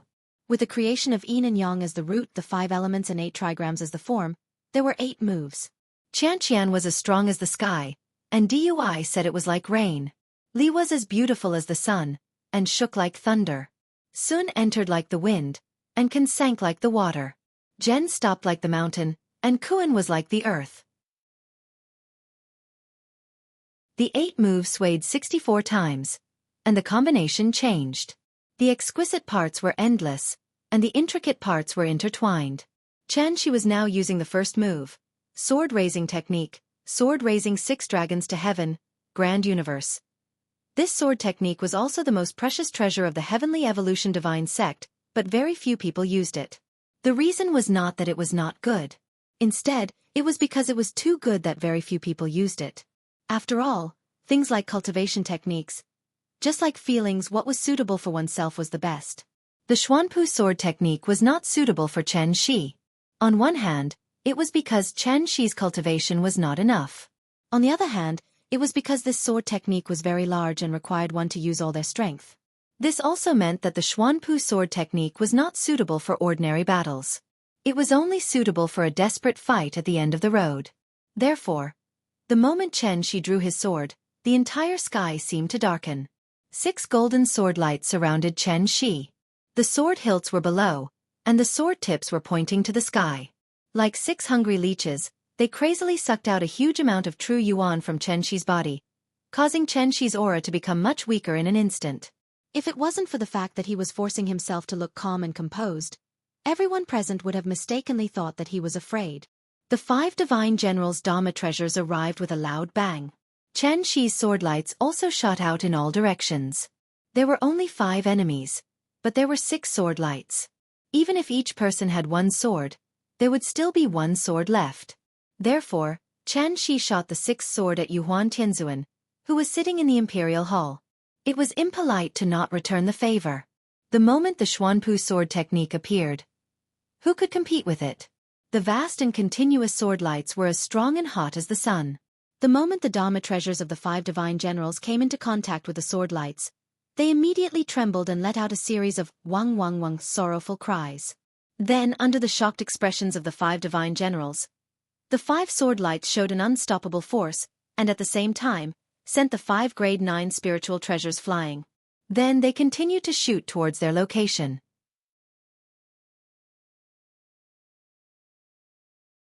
Chapter 4:18. Raising Sword Style. Sword raises 6 dragons to conquer the heavens. Great Qian Yuan. Since this place was called Dragon Head Peak, Chen Shi was going to trample the dragon head under his feet today.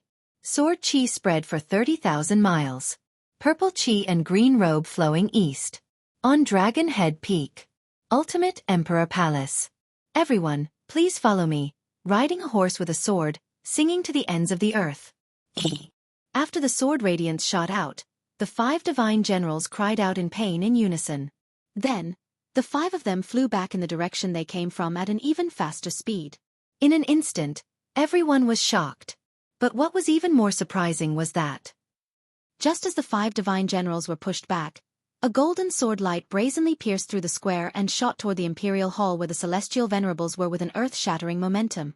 At this moment, Yuhuan Tianzuan, who had been sitting cross-legged in the palace with his eyes closed, suddenly opened his eyes with a trace of surprise on his face. The sword radiance seemed to have split the void, so much so that when the sword approached the ultimate emperor palace, the bottom of the palace began to tremble slightly as if there was an earthquake. A battle between experts happened in the blink of an eye. Yuhuan Tianzuan frowned, and a trace of displeasure flashed across his face. He seemed to be blaming the 5 divine generals for their negligence, so when he saw that the sword radiance was about to shoot into the ultimate emperor palace, he immediately raised his hand and summoned the magic treasure that made him famous, the jade world glazed cup. This lamp was in the shape of a tower, narrow at the top and wide at the bottom. There was an inextinguishable golden flame in it, known as the myriad spirits ancient E. This magic treasure constantly revolved around heavenly venerate Yuhuan, so its name could be said to be known by everyone in the great world. However, although this magic treasure was famous, not many people had seen its true power. After all, Yuhuan Tianzuan was the leader of the celestial venerables of the 10 directions, so how could he casually fight with others? Therefore, when Heavenly Venerate Yuhuan took out the Jade World Glazed Cup, Heavenly Venerate Wondrous Spell and Heavenly Venerate Xuanzhen couldn't help but be surprised. When they looked at the sword light again, even their eyes couldn't help but change. In their perception, although this sword light was coming menacingly, the sword force was not released, so the 2 celestial venerables were unable to accurately judge its power. Then, under the gazes of the 3 celestial venerables, the Jade World Glazed Cup flew out of the Emperor Extreme Palace and collided with the sword beam. Bang! An invisible force swept across the square, and waves of air that were as sharp as steel blades spread out in all directions. The energy hit the restrictions of the Imperial Extreme Palace and instantly shot out 10,000 rays of divine light. At that moment, the dragon head sang loudly, and multicolored light filled the sky. The 5 divine generals retreated one after another. The Rakshasa Star Sovereign was at a loss. This scene was very much like a forest where gunshots rang out. Frightened birds fluttered about and flew away. The originally orderly square had become noisy because of this. It was as noisy as a market. How dare you? Yuhuan Tianzuan was furious. After a stern shout, he leaped out of the Imperial Extreme Palace. The berserk true essence that had been triggered by the exchange of blows between the 2 of them had also completely disappeared. It was as if nothing had happened. Everyone kept quiet out of fear and returned to their original positions, not daring to make any more noise. There is no such person as you in the world. Who exactly are you? Yuhuan Tianzuan hovered above the square, lowered his head and sized up Chen Shi before asking in a deep voice. Hearing this, the corners of Chen Shi's mouth curled up slightly. Then, he mimicked Yuhuan Tianzuan and slowly flew up from the ground. Only when he was at the same height as Yuhuan Tianzuan did Chen Shi reply with a calm expression. This humble one is Chen Shi from the lower realms. As soon as these words came out, everyone, including Yuhuan Tianzuan, was shocked. Tiandu was extremely particular about rules. As long as a celestial master was present, no one was allowed to make the slightest noise. It was precisely because of this that no matter how shocked the divine generals were, they were like wooden men standing in the square in a daze, silent and looking straight ahead. Lower realms? How is that possible? Yuhuan Tianzuan muttered to himself. Then, he suddenly opened his right hand and called the Jade Huan Glazed Cup over again. In the probing exchange just now, Yuhuan Tianzuan was actually at a disadvantage. Of course, it could also be said that Yuhuan Tianzuan did not use his true strength, so Chen Shi was lucky enough to take advantage of it. But one had to know that this advantage was not something that anyone could take advantage of. So, this stranger who claimed to be from the lower realms was actually at the celestial master level? How was that possible? The first thought that flashed through Yuhuan Tianzuan's mind was that it was impossible. But then, Yuhuan Tianzuan seemed to have suddenly thought of something, and his expression suddenly turned cold. He stared at Chen Shi and asked in a deep voice, "You're from the lower realms? Could it be you're the one who destroyed the 5-directional sacred palace?" Ah. After hearing this, Chen Shi's face suddenly stiffened, and he replied somewhat embarrassedly, "It's a misunderstanding, it's all a misunderstanding." At this time, Heavenly Venerable Wondrous Spell and Heavenly Venerable Xuanzhen also flew out of the Imperial Extreme Palace. Heavenly Venerable Wondrous Spell heard the conversation between the two, so before Yuhuan Tianzuan could continue asking, he could not help but ask, "In that case, Chongli died at your hands?" Chongli was a divine general after all. How could he have died silently in the lower realms? Since this person in front of him had the strength of a heavenly venerable, and at the same time said that he was from the lower realms, in that case, everything made sense. Faced with Heavenly Venerable Wondrous Spell's criticism, Chen Shi suddenly did not know how to answer. And his hesitation.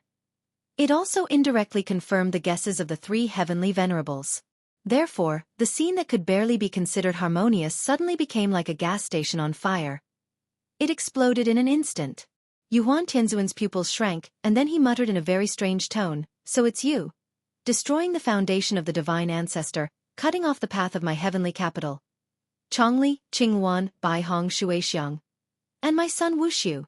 The moment he mentioned the two words Wushu, Yuhuan Tianzuan clearly paused for a moment.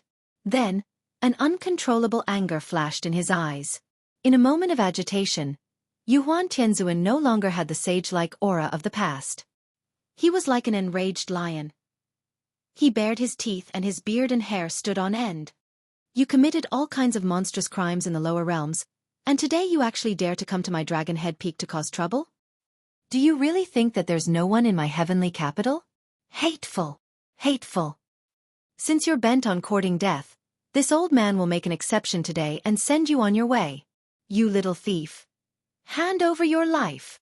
Before he finished speaking, the jade world-glazed cup in Yuhuan Tianzuan's hand was like a meteor, drawing a streak of light in the air, and then ruthlessly smashed towards Chen Shi.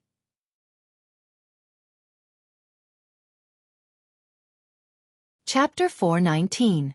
If emotions could be expressed in reality, then Chen Shi would definitely send countless black question marks to Yuhuan Tianzuan. What was going on? Why was the development of things completely different from what he had imagined? Chen Shi originally thought that as long as he displayed the strength of a heavenly venerable, Tiandu would give him a high standard of reception. Who would have thought?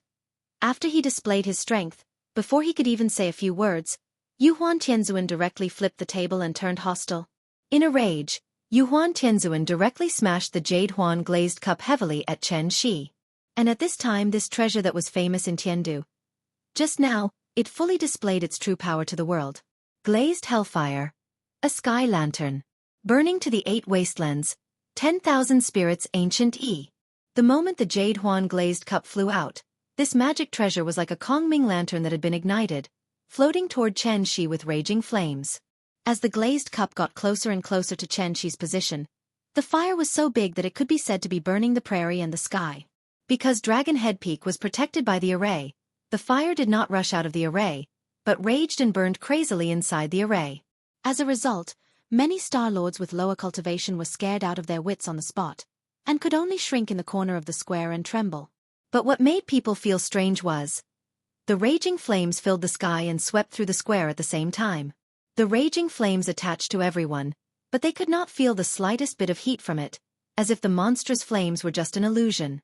Seeing this, everyone immediately felt a lot more at ease, so they all turned to look at the unlucky intruder. Where did this guy come from? He could actually make Yuhuan Tianzuan disregard his status and angrily teach him a lesson. Unlike the previous probing exchange, Yuhuan Tianzuan attacked with all his strength this time. So the moment Chen Shi saw the glazed cup smashing toward him, his brows immediately furrowed tightly. To be honest, Chen Shi didn't expect Yuhuan Tianzuan to be so aggressive. Although he had indeed caused a lot of trouble for Heaven Capital when he was on Earth, it was all out of self-defense, so Chen Shi had always felt that. As long as he could have a good talk with Tiandu, there would still be room for mediation. However, Chen Shi's idea was good. However, the other party didn't listen to him and came at him aggressively. They didn't even give him a chance to explain. What happened? You've become a victim? The life and death of the love of my life is uncertain. My beloved daughter is still young and has no one to rely on. I went through a lot of hardships to return to Earth, but I didn't expect that after a few days of happiness, I would end up being separated from my family. How could Chen Shi accept this? All of this was because of these damned ancient cultivators. Thinking of this, even though Chen Shi had experienced 200 years of mental toughening in the dark space, at this moment, a monstrous hatred rose in his heart. So the moment he saw the jade-glazed cup flying over, Chen Shi immediately waved the godly sword Dharma power in his hand and pointed the sword at Yuhuan Tianzuan. At the same time, he shouted sternly, "I didn't want to be enemies with Heaven Capital. But you just had to be so aggressive. Heaven Capital, Heavenly Master. Using your name to shout so loudly. Am I really afraid of you?"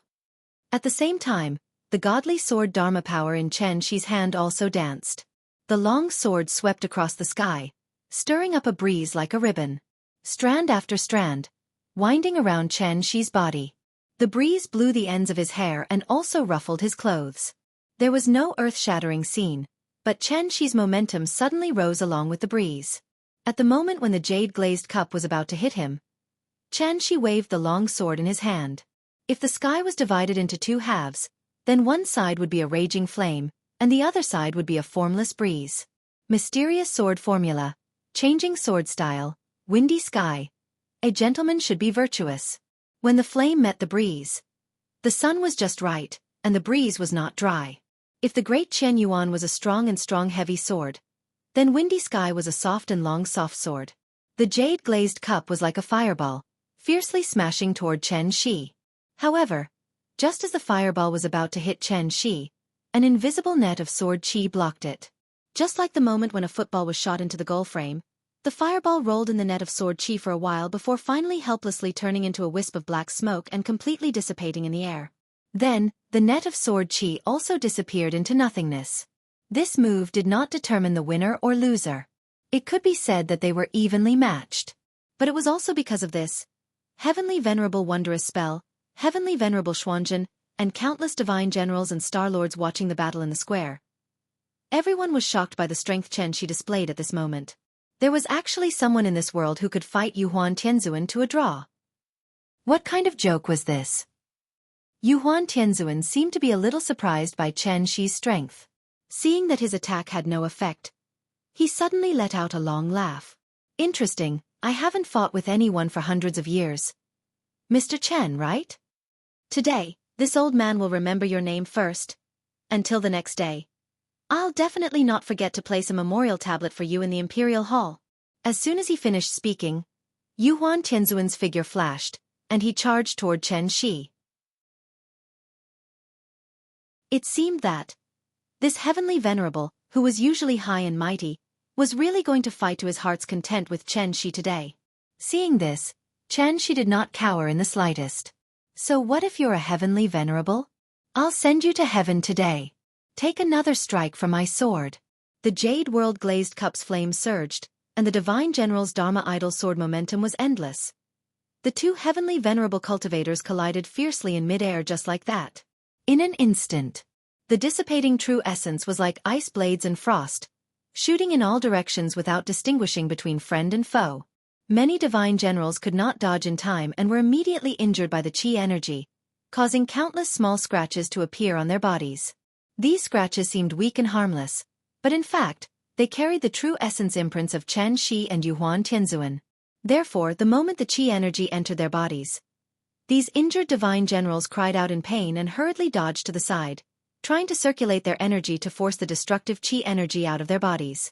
Seeing that the battle had affected many people, Heavenly Venerable Wondrous Spell and Heavenly Venerable Xuanzhen exchanged a look and immediately flew back to Imperial Zenith Hall. They took the initiative to close the protective array of Dragon Head Peak so that Chen Shi and Yuhuan Tianzuan could fight more freely.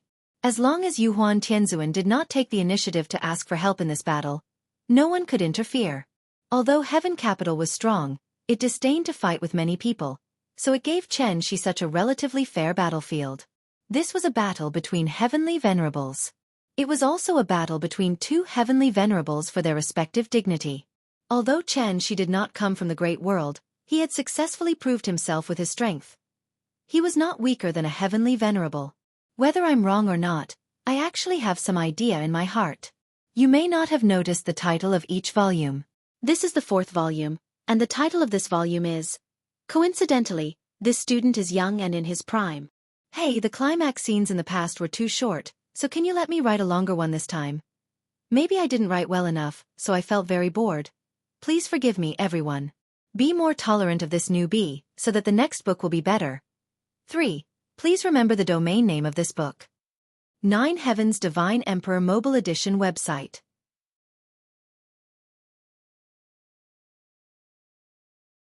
Chapter 420. Titles like Yuhuan Tianzuan and Divine Lord of Dawn were just nicknames.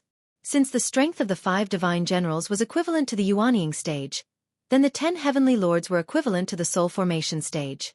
The difference between the soul formation stage and the Yuanying stage seemed to be only one stage.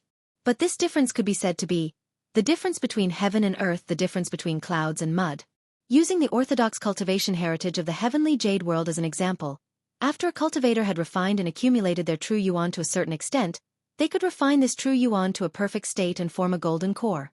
After forming a golden core, the golden core became the foundation of a cultivator's cultivation, and at the same time, it was a hotbed for yuanying.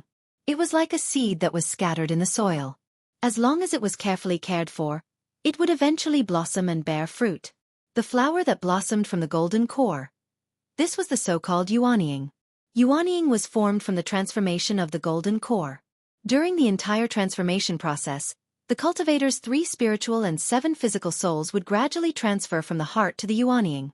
As long as the yuanying was not extinguished, the soul would not dissipate. It was also because of this that even if a cultivator's physical body was destroyed during the yuanying stage, they could still use the yuanying to possess another body and obtain a new life. Chi refinement, foundation establishment, golden core, yuanying, soul formation, void. If the chi refinement stage was the starting point for one to enter the immortal sect, then the foundation establishment and golden core stages were actually just a process of continuous consolidation. Cultivation was also mainly about refining the spiritual energy of heaven and earth and refining one's own true yuan. In fact, even though the golden core stage was called a heavenly man, they had not truly entered the next level of qualitative change.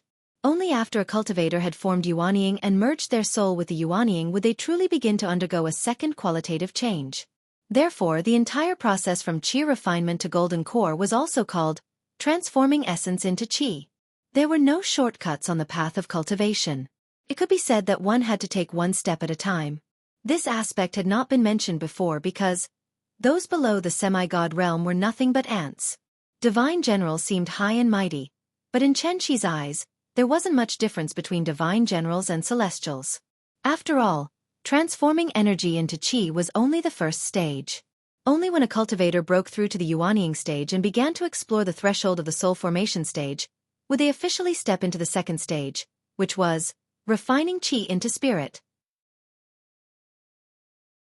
Everything was easy to learn, but difficult to master. Cultivation was no exception. It took Chen Shi 500 years to progress from the chi refinement stage to the soul formation stage. Compared to those old freaks who spent thousands of years to reach the soul formation stage, this cultivation speed was already very terrifying. But even with Chen Shi's outstanding talent for cultivation, after reaching the divine transformation stage, it would be extremely difficult to make further breakthroughs. Because at this level, refining essence into chi was no longer the main point. Refining chi into spirit was the main point. The so-called divinity transformation was to fuse yuanying with the divine soul, allowing it to undergo a qualitative change in form. Primordial spirit. Golden core. Yuanying. Primordial spirit. This was a transformation that every cultivator had to go through. Chen Shi's cultivation had already reached the peak of the soul formation stage, only one step away from the insightful emptiness stage. So what he really had to face now was understanding the true meaning of the word void, understanding the first law of heaven and earth, and undergoing another qualitative change. This was something at the next level. Chen Shi had yet to understand it, and Yuhuan Tianzuan was naturally far from it. Let's talk about the Dragon Head Peak first. After Yuhuan Tianzuan charged at Chen Shi, the two immediately engaged in an all-out battle. The intensity of a battle at this level was completely beyond everyone's imagination. There was no concept of planets in the great world. After leaving the floating island, there was only the endless void left. Therefore, after Heavenly Lord Wondrous spells closed the protective array, Yuhuan Tianzuan immediately lured Chen Shi into the depths of the void to prevent the battle from reaching the Imperial Zenith Hall. Without the restriction of the venue, The battle instantly became more intense. Heavenly Lord Wondrous Spells and Heavenly Lord Xuanzhen led a group of divine generals and celestial lords to watch the battle from afar. This battle shocked the entire great world. Almost everyone was watching this battle between heavenly venerables. The glazed glass lamp was blazing with red flames, and the divine general's Dharma idol sword shadows were endless. Astral winds blew, and divine light fluttered. The void trembled, and everyone looked down. If the floating island's protective array formation had not been personally set up by the Grand Pure Divine Ancestor, it would have been destroyed by the shockwaves from their battle. And as Yu Huan Tianzuan gradually revealed his full strength, Chen Shi also fell into a disadvantage. This was the first time Chen Shi was so passive in a battle since returning to Earth. On one hand, it was because he had not recovered to his peak state. On the other hand, it was entirely because of the jade-glazed glass lamp in Yu Huan Tianzuan's hand.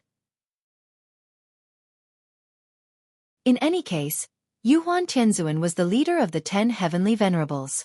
At the same time, he also had the help of a supreme treasure like the jade-glazed glass lamp.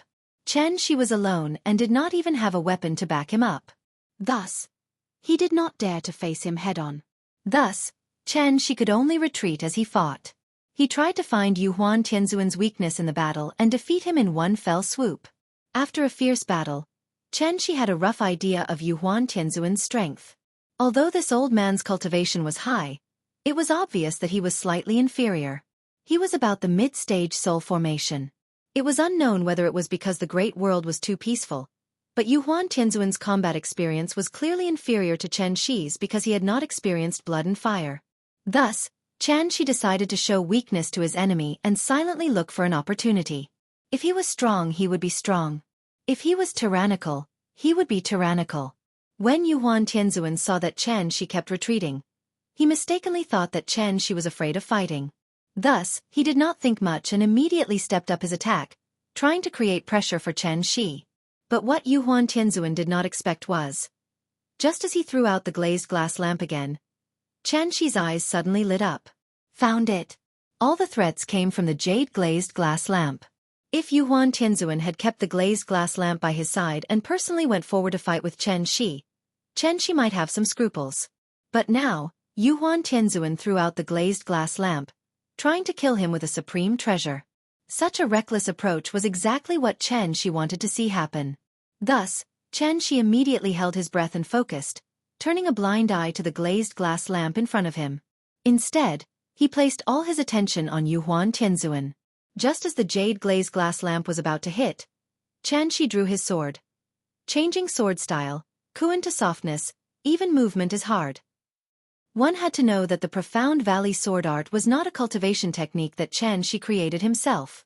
It was the culmination of a senior expert's lifetime of hard work, and then through the continuous refinement of the sect masters of the Heavenly Evolution Divine Sect, it was a classic that had been handed down for generations. The Profound Valley sword art was exquisite beyond compare. The sword started from Taiji and divided into yin and yang. The 4 trigrams of yang were Qian Dui Li Zhen. The 4 trigrams of yin were Sun Kanzhen Kuan.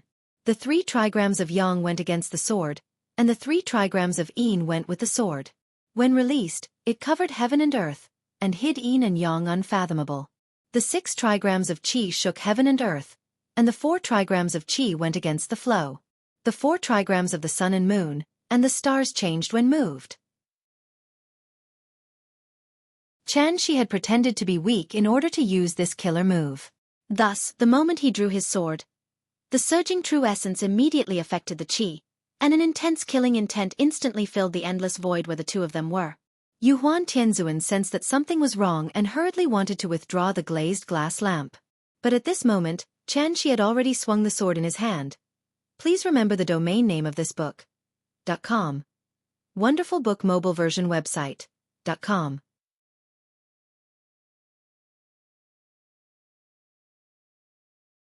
Chapter 421. Kuan was the softest, and when it moved, it was the strongest. The moment this sword was swung out, an aurora appeared in the sky of the great world for the first time. Looking at it from afar, it was so beautiful and dazzling, full of colors.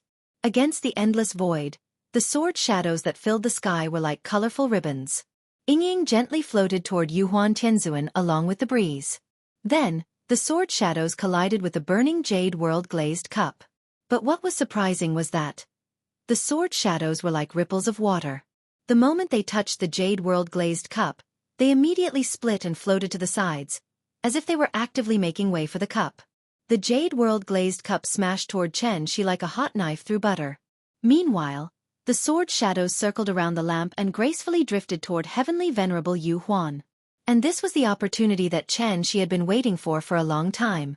At the cost of taking a hit from the glazed cup in exchange for a chance to hit Yu Huan Tianzuan with a sword. A sword for a cup. It seemed like there was no difference, but in fact, Chen Shi had profited. As the saying went, those who were barefoot were not afraid of those who were wearing shoes. He was an old bachelor.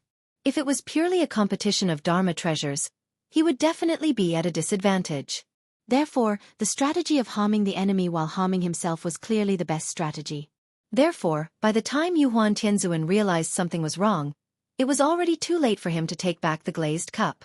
As a result, Yu Huan Tianzuan could only watch as the sword shadows, which were like huge waves on the sea, came crashing toward him.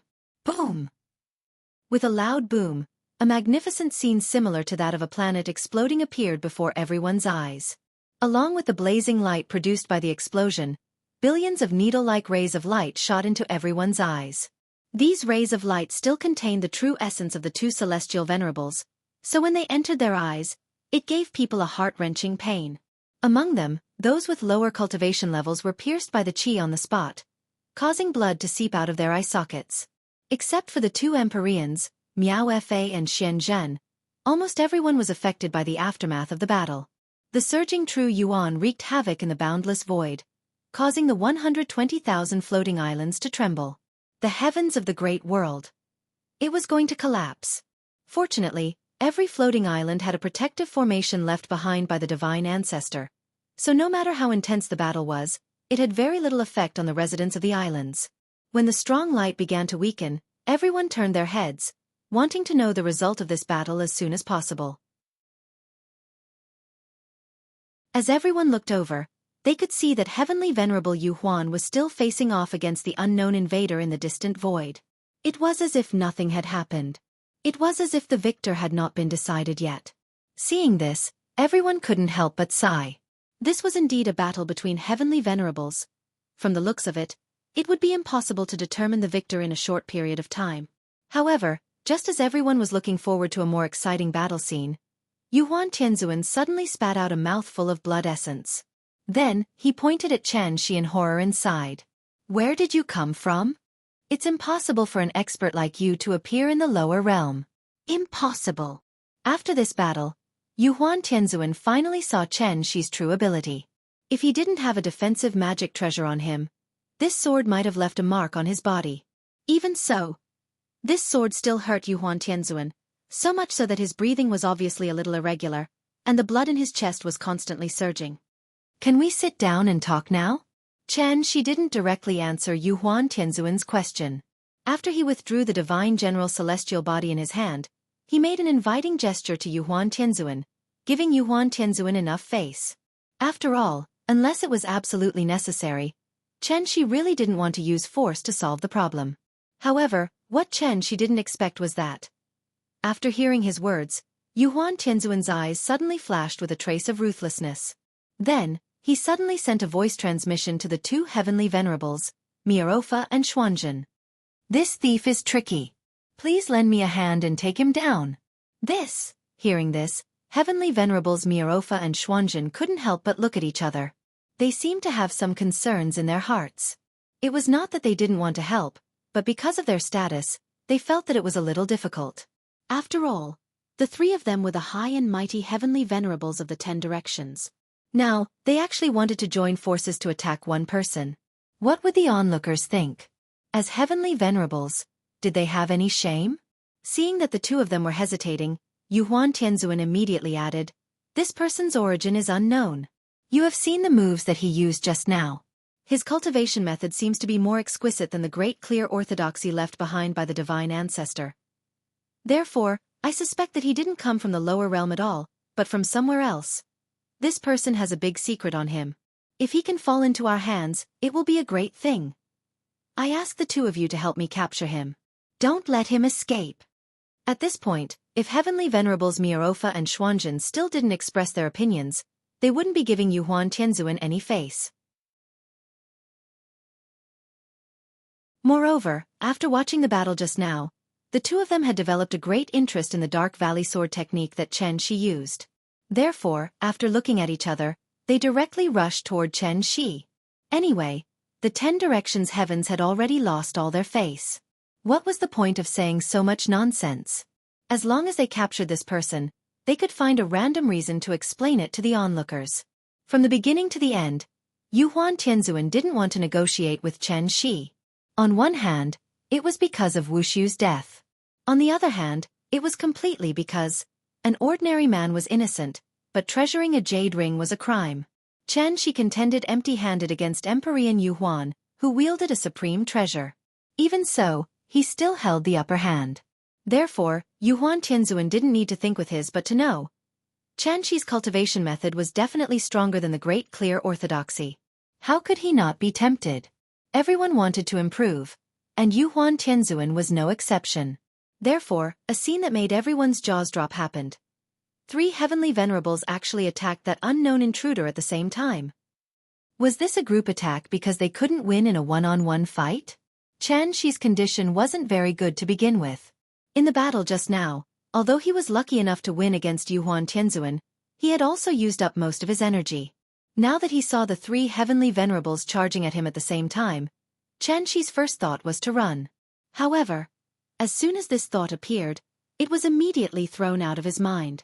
He couldn't run. Yingying was still waiting for him to save her. The soul mirror was in the square outside the Imperial Hall, so even if he died today, he had to smash that broken mirror first. Alright, the updates were not good enough. Even breathing was wrong. Big bosses, I was wrong. You read a lot, so of course you know the traditional cultivation realms, but some readers don't know. As a salted fish, I really don't dare to promise how much I will update every day. I also don't want to lie to you and paint a big picture for you. In short, under the situation of maintaining daily updates, I'll update as much as I can. Look, I updated early today, so I can save 300 more words there at night.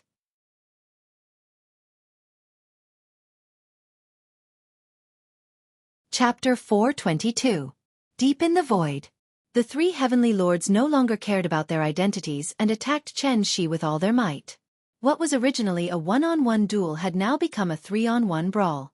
It had been a long time since such a grand event had happened in the great world. Everyone hid on their own floating islands and watched as the 4 heavenly venerables engaged in a chaotic battle.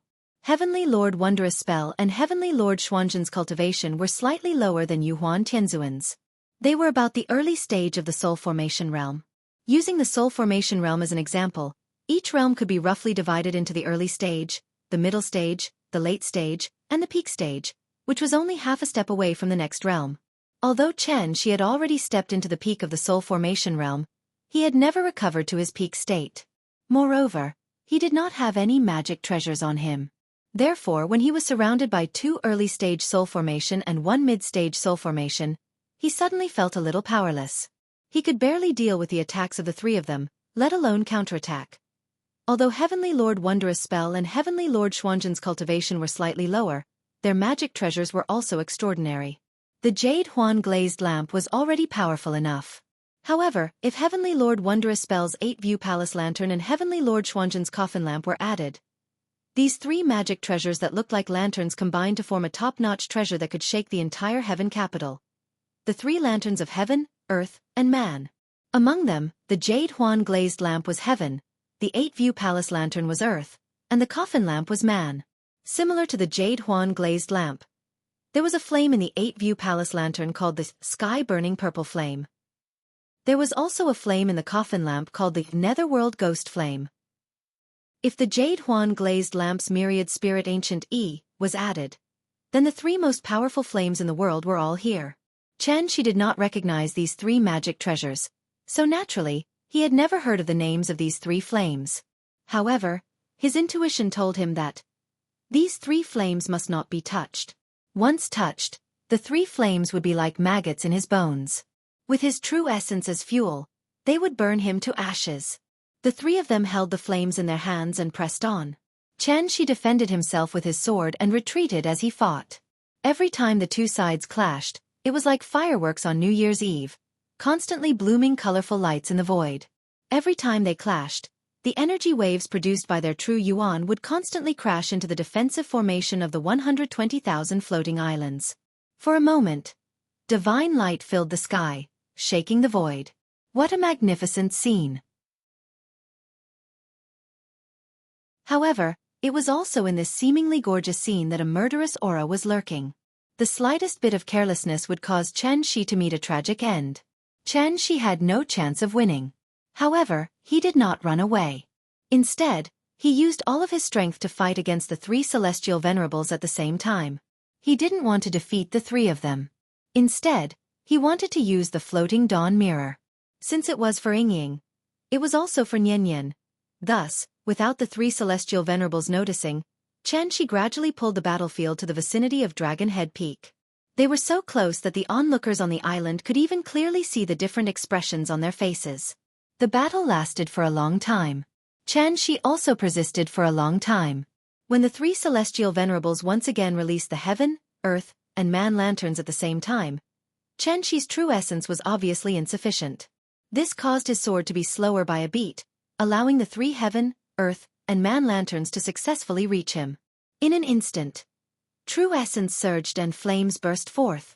The three heaven, earth, and man lanterns hit Chen Shi's chest at the same time, causing him to spit out a mouthful of blood. Then, like a meteor falling to earth, his entire body was on fire as he fiercely smashed into the square of Dragon Head Peak from the sky. Seeing this, the heavenly generals and star venerables on the square instantly scattered like frightened beasts. What kind of joke was this? These were the three legendary heaven-burning divine fires. Just a little bit of it would probably cripple one's entire life. Thus, after Chen Shi's entire body was on fire and he heavily smashed into the ground like a meteor, he was the only one left in this huge square in an instant. If not for the protection of the array on the ground, he would probably have smashed a meteor crater on the spot. This person has a shocking cultivation, but unfortunately he fell here today. Although he's our enemy, this old man can't help but feel pity for him. What a pity, what a pity! After retrieving the 8 scenic palace lanterns, Heavenly Venerate Wondrous Spell turned to look at the flames below. Seeing Chen Shi's aura gradually weakening, Heavenly Venerate Wondrous Spell couldn't help but sigh. Today, this person fought 1 against 3. Even if he unfortunately fell, it could be considered a glorious death. Whether friend or foe, just based on the strength alone, this person was enough to win the respect he deserved. While Heavenly Venerate Wondrous Spell felt sorry for Chen Shi, Yuhuan Tianzuan didn't seem to feel the same way. Because he had fought Chen Shi the most, Yuhuan Tianzuan didn't relax in the slightest even after Chen Shi had been hit by the 3 lanterns. Instead, he felt that this matter was rather strange. It wasn't that he was very clear about Chen Shi's strength. It was just a simple intuition. If it weren't for his pride, Yuhuan Tianzuan probably wouldn't have been able to resist the urge to deliver a few more blows. The 3 heavenly venerates flew in the air, each pondering something as they looked at the flames. However, at this moment, Chen Shi made his move. Originally on the verge of death, he suddenly erupted with an earth-shattering aura and crawled up from the ground.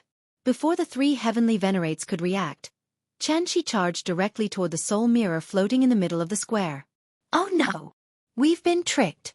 His target is the soul mirror. It was only now that Yuhuan Tianzuan truly understood Chen Shi's objective, and he hurriedly hurled the jade-glazed cup in his hand.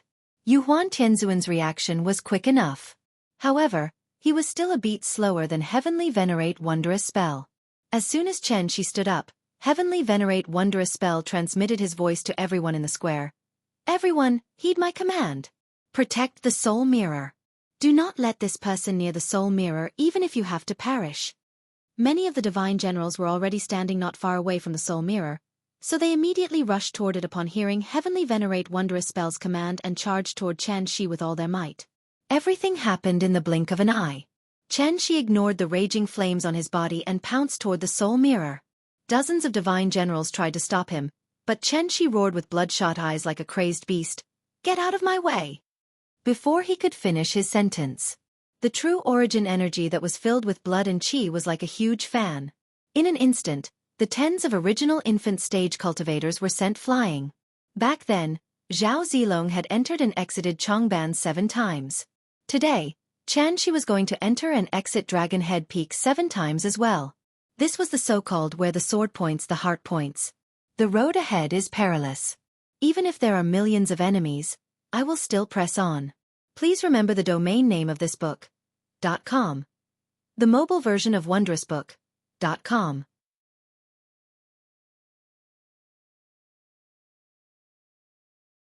Chapter 423. Chanshi had been secretly observing the situation for a long time. The heaven-bearing effect floating mirror had been suspended in the air above the plaza this entire time, and it was constantly spinning like a top while releasing some kind of unknown energy fluctuations into the outside world. From the looks of it, the soul mirror seemed to be in use right now.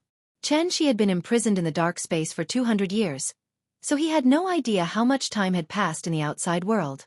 However, seeing that the heavenly venerates and the 5 divine generals were still on Dragon Head Peak, Chanshi was extremely hopeful. He could only pray that there was still time. Yingying's soul wouldn't dissipate as long as the soul bridge wasn't completed. As such, he had to take the soul mirror. Even if he couldn't, he had to disrupt the ceremony today. From beginning to end, Chanshi's goal had always been resolute. In order to successfully approach the soul mirror, Chanshi had even used himself as bait to take on the 3 divine flames head-on.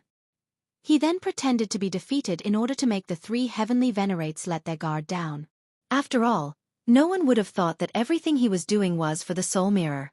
On Dragon Head Peak, Chanshi charged toward the soul mirror as quickly as he could in his entire life. The 3 heavenly venerates were flying in the sky, and even though they understood his intentions, it was already too late for them to stop him. The only ones who could stop Chanshi were the 5 divine generals who were closest to the soul mirror. The divine generals naturally had varying cultivation bases. Some were early Yuanying, while others were peak Yuanying. In short, none of them were weaker than Yuanying. However, when Chanshi was faced with these Yuanying, it was as if he had been injected with stimulants, and he instantly unleashed an astonishing aura that was far more powerful than before. Peak Soul Formation Stage. Blood Essence Ignition. Chanshi had just consumed a complete nourishment pill refined from the Adumbra flower not long ago. However, this medicinal effect alone was not enough to make up for the loss of blood essence.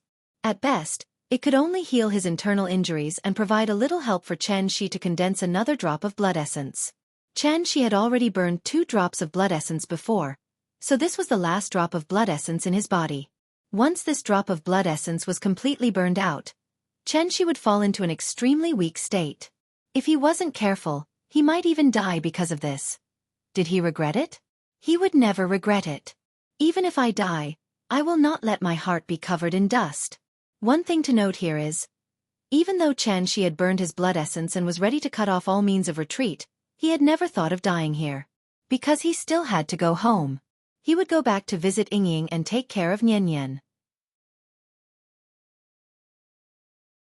The family of 3 still had a lot of happiness to enjoy. Therefore he could not die here.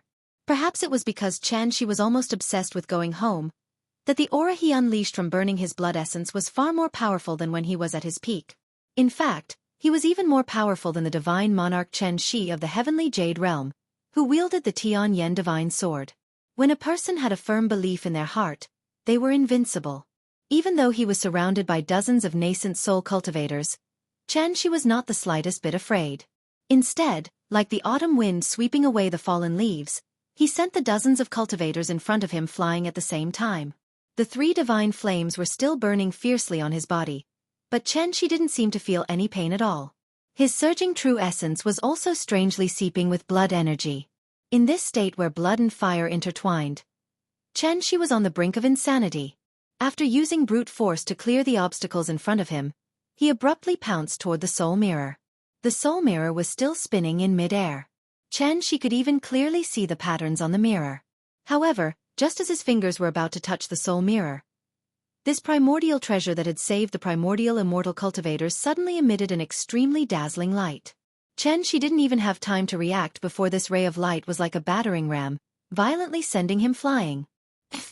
Chanshi spat out a mouthful of blood as he crashed heavily to the ground. Chanshi didn't stop as he looked at the invisible wall in front of him. He immediately flew up as soon as he landed and charged toward the soul mirror again. It was clear that the soul mirror was protected by a spell formation. Under normal circumstances, Chen-Shi might have been able to think of a way to break the spell formation. However, in today's situation, he could only rely on brute force to break the spell formation. Without any hesitation, the image of the divine sword appeared in Chen-Shi's hand again. It was just a defensive spell formation. Even if the Tai Ching sacred ancestor was here, Chen-Shi would still destroy it. Break!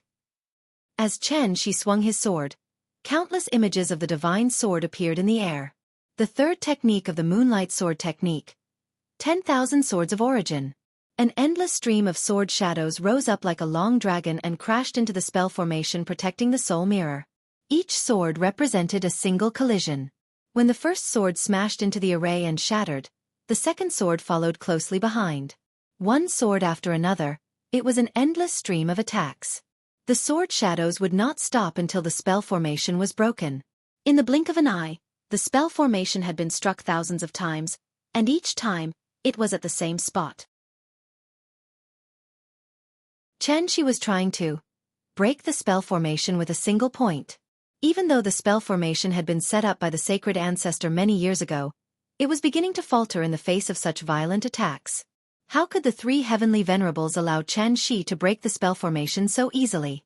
Thus, while Chen-Shi was busy hacking at the spell formation, the three lanterns of heaven, earth, and man crashed into Chen-Shi's back. Bam! With a loud bang, the power of the three lanterns crashed into Chen-Shi's body. This was the combined attack of three soul formation cultivators. However, Chen-Shi gritted his teeth and endured it. He was still in the same position as before. The moment the three lanterns hit him, Chen-Shi did not resist at all. Instead, he used his body as a medium to increase the power of the spell formation by 30%. Break! Ah! Chen-Shi roared angrily, and a crack appeared in the spell formation protecting the soul mirror. Seeing this, Chen-Shi couldn't help but smile. He didn't care how serious his injuries were. He swung the sword in his hand and viciously slashed at the damned mirror. The first technique of the Moonlight Sword technique. Hidden Void Sword. After exhausting all of his true essence to slash out this sword strike, Chen-Shi's heart that had been tightly wounded finally relaxed. At this moment, he was very calm and relaxed. Because he really did his best. Chen-Shi didn't look at the soul mirror again. Instead, he turned around and looked behind him. As he turned around, the shadows of the three lanterns of heaven, earth, and man appeared clearly in his eyes, and they became bigger and bigger. Chen-Shi smiled and didn't resist anymore. He just calmly closed his eyes. Ying, I'm sorry. I failed to keep our promise. Nian, I'm sorry. Daddy can't take care of you anymore. The three lanterns came crashing down. However, Chen-Shi calmly opened his arms and began to recall the happy memories of the past. He was very tired. It was time to rest. The only regret was, I might not be able to see you again. I'm sorry, the two women I love the most in my life. There was no end, and there was no messy ending. Don't be agitated. Don't be angry. Let's talk nicely.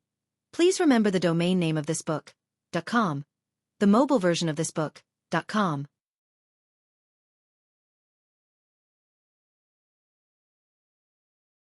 Chapter 424. On Dragon Head Peak. The array formation protecting the soul mirror was actually set up by the Grand Pure One himself. Although many years had passed and the power of the array was no longer what it used to be, it was not something a peak soul formation cultivator could easily break. Under the state of burning essence blood, if Chen-Shi was determined to run, the three lanterns of heaven, earth, and man would not be able to easily hit him. However, he did not run. Instead, he gritted his teeth and endured the combined attack of the three celestial venerables. He used his body as a medium and successfully transferred the power of the three celestial venerables to the array formation. With the combination of the two, the array formation was immediately broken. Defensive formations generally had a self-healing ability, so even if the formation was broken, this small hole, which was only an inch wide, would quickly heal. At that moment, there was not much time left for Chen-Shi to react.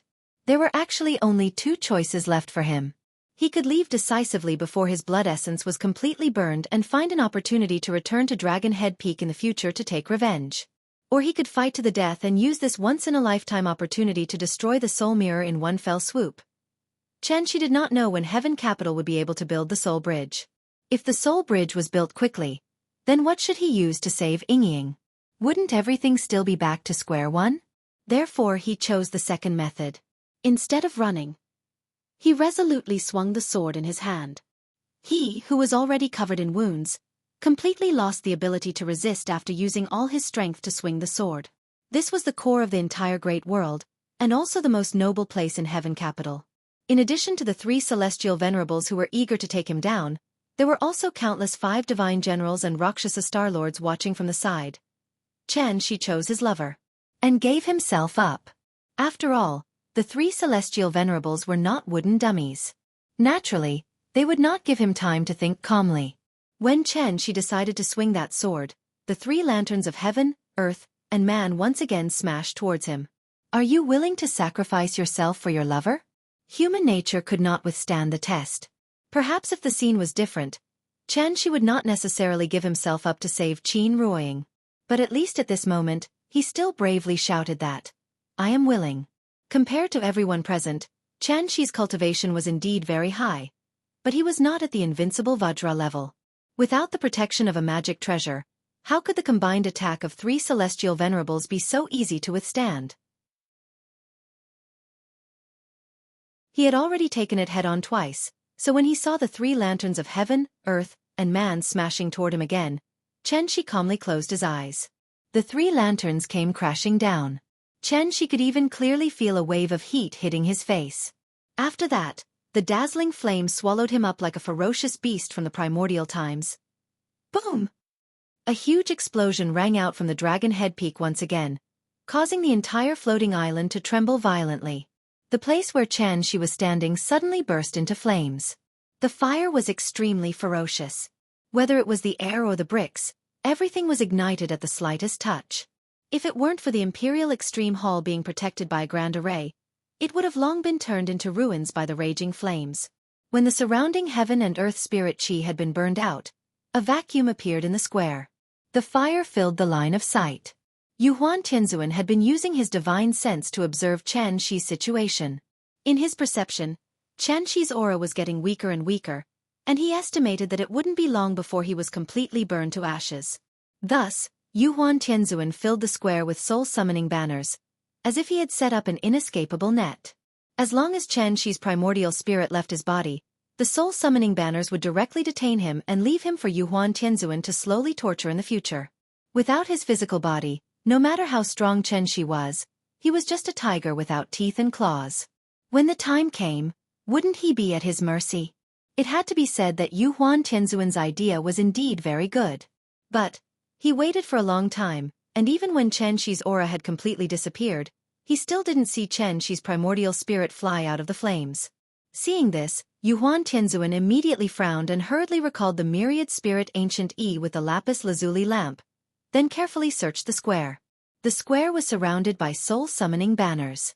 As long as Chen Shi's primordial spirit left his body, it would definitely be captured by the soul-summoning banners. Chen Shi was already in a state of exhaustion, so his primordial spirit should be very weak. How could it have silently escaped from under his nose? What's going on? Where is he? Where did his primordial spirit go? After being hit by Chen Shi's sword, the soul mirror fell to the ground like a broken mirror, motionless. And where Chen Shi had been? At this moment, there was nothing but a charred ground. The 3 celestial venerables carefully looked around. In the end, it was celestial venerable wondrous spells who broke the silence first. Could it be that his primordial spirit didn't leave his body? Instead, it turned into ashes along with his body? A trace of anger flashed across Yuhuan Tianzuan's face when he heard this. He couldn't help but flick his sleeves. Impossible. This person's cultivation is unparalleled. Does he not understand the principle of sacrificing the rook to save the king? His primordial spirit must be hidden somewhere here. Perhaps he used some secret technique to hide it from us. Generals, listen up. Today, even if we have to turn Dragon Head Peak upside down, we must find that bastard's primordial spirit. Yes, sir. Following Heavenly Venerate Yuhuan's command, The divine generals and star venerates who had been watching from the sidelines all rushed to the plaza and began a vigorous cleaning. He was certain that Chen Shi's primordial spirit was still in the array, so he was determined to find Chen Shi. In fact, the moment the three lanterns of heaven, earth, and man blasted toward Chen Shi's figure strangely disappeared. Not only did the three celestial venerables not notice anything strange, but even Chen Shi himself didn't notice anything strange. Chen Shi closed his eyes and waited for death. The pain he imagined did not come for a long time. When he opened his eyes again, there was only darkness in front of him. Yuhuan Tianzuan was gone. Dragon Head Peak was gone. Even the entire great world was gone. There was only endless darkness in front of him. Chen Shi was all too familiar with this kind of darkness. Why am I back here again? Chen Shi was startled, countless thoughts flashing through her mind in an instant. Could it be that he had been in this dark space all this time? He had never left at all? Everything he had experienced before. Was it all an illusion? How could it be?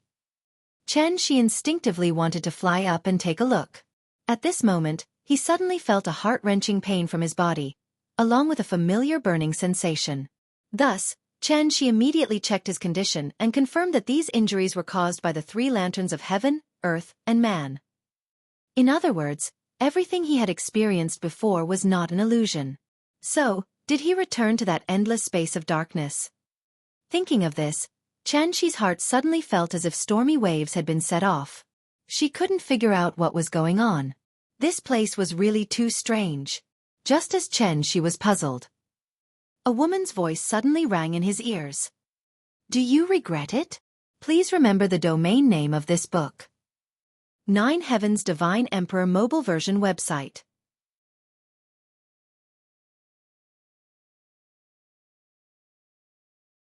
Chapter 425. Do you regret it? In the endless darkness, a woman's voice suddenly rang softly in Chen Shi's ears. The woman's voice was gentle and soft, and there seemed to be some sadness and sorrow lingering in it. And it was such a seemingly simple question. In Chen Shi's ears, it was no less than thunder in the sky. Who's talking? At this moment, Chen Shi was like a cat with its hair standing on end. His body shook violently, and a ring-shaped true origin light pillar suddenly flew out of his body. The light pillar dispelled the darkness, and also calmed Chen Shi down a little. Then, he focused and held his breath, and began to look around vigilantly. Chen Shi was very familiar with this mysterious dark space that had imprisoned him for 200 years. Just like the last time he was here. There was nothing in this place. There was no light, no air, no radiation, no magnetic field. There was no spiritual energy of heaven and earth. But the woman's voice just now was so real, as if she was leaning against his ear and whispering softly. For safety reasons, Chen Shi immediately released his divine sense, and with himself as the center, he carefully explored the darkness. But, in this endless darkness, there was not even a speck of dust, let alone a person who could speak. Could it be that I'm hallucinating? Chen Shi was somewhat uncertain.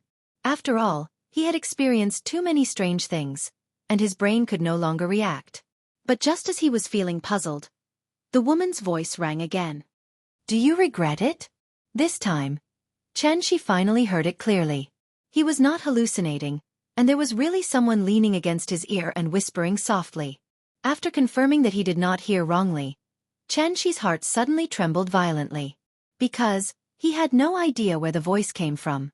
It felt as if a female ghost was leaning on his back, asking him if he had eaten dinner today, and he turned around to look for her, but he could not see the female ghost. How could Chen Shi not be surprised? There was actually someone in this world who could approach him silently, and he could not sense the other party's presence at all? How was that possible? After all, no matter how severe his injuries were, he was still at the peak of the divine transformation stage. However, he was unable to detect this woman's aura at all. He couldn't even pinpoint the direction of her voice. Who is it? Are you talking to me? Can you show yourself? Chen Shi asked her question towards the void. The woman did not answer him. After a while, the woman's voice sounded again. Do you regret it? It was still the same problem. This made Chen Shi suddenly realize. The woman's tone was exactly the same as the previous 2 times. He felt that she was like a recorder that could only repeat the same sentence over and over again. Regret what? Do you regret it?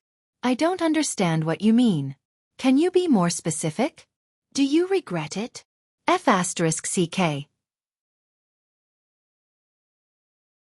Do you regret it? Do you regret it? No matter what Chen-shi said, women would always say the same thing. Therefore, Chen-shi thought about it seriously. He was a coding farmer, so he was naturally very familiar with mechanical commands. Therefore, Chen-shi was very suspicious that this woman should be a reflection left behind by a senior expert. She did not have the ability to think and could only follow the program settings mechanically. If the woman's question was the username, then Chen-shi's answer was obviously the password. Only by providing the correct password could he successfully log into the account and proceed with the next step. Therefore, when the woman asked again, Chen-shi answered decisively, "I don't regret it." He originally just wanted to verify his guess. Who would have thought? The moment the words "I don't regret it" blurted out, a bolt of lightning suddenly struck down from the endless dark space. The lightning came extremely quickly. Before Chen-shi could even react, the lightning had already struck not far in front of him. In front of him was an empty dark void. However, after the lightning struck, it seemed to have struck something and instantly exploded into a large ball of purple flames. The scene in front of him was simply too strange. Chen-shi subconsciously wanted to turn around and leave, only to find that he could not move his body. At this moment, the ball of purple flames floating in the void slowly drifted toward him. Chen-shi watched as the flames gradually approached him. He tried his best to break free, but his body seemed to have been separated from his soul and did not listen to his commands at all. One had to know that he was at the peak of the soul formation stage. At this moment, he was like a puppet that was being manipulated by someone at will. Faced with such a strange situation, Chen-shi suddenly had a human emotion that had not appeared in hundreds of years: confusion and helplessness. Confusion and uneasiness. Humans were always afraid of things that they did not know, and Chen-shi was no exception. It was also at this moment that he finally realized how insignificant he was. So what if he was at the soul formation stage? The purple flames were getting closer and closer to Chen-shi. It was only when they were about to touch him that the purple flames suddenly stopped. Then, under Chen-shi's dumbfounded expression, a shackled arm covered in scars suddenly stretched out from the flames. First it was the left hand, then the right hand. Like Sadako crawling out of a TV, the person slowly crawled out of the flames along with the clanking sound of the shackles.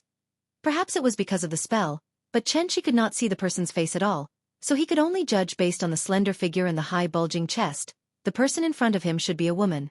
The way the woman appeared was very strange, but what really shocked Chen-shi was the way the woman was dressed. He saw that her wrists, ankles, neck, waist, abdomen, ribs, and shoulder blades were all locked in shackles. 9 chains thicker than her arms were connected to the shackles, so every time the woman moved, the chains all over her body would jingle non-stop. Her clothes were ragged, and Chen-shi could even see half of her chest. And the parts of her body that were not covered by clothes were full of terrifying scars. Chen-shi was stunned. The woman's appearance was completely different from what he had imagined.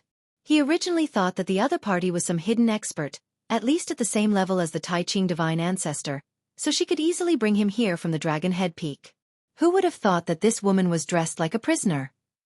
Chen-shi stared at the woman in front of him in a daze, and only a blank was left in his mind. And at this moment, the woman who crawled out of the flames directly pressed her blurry face against Chen-shi's face, and then asked again, "Are you willing?"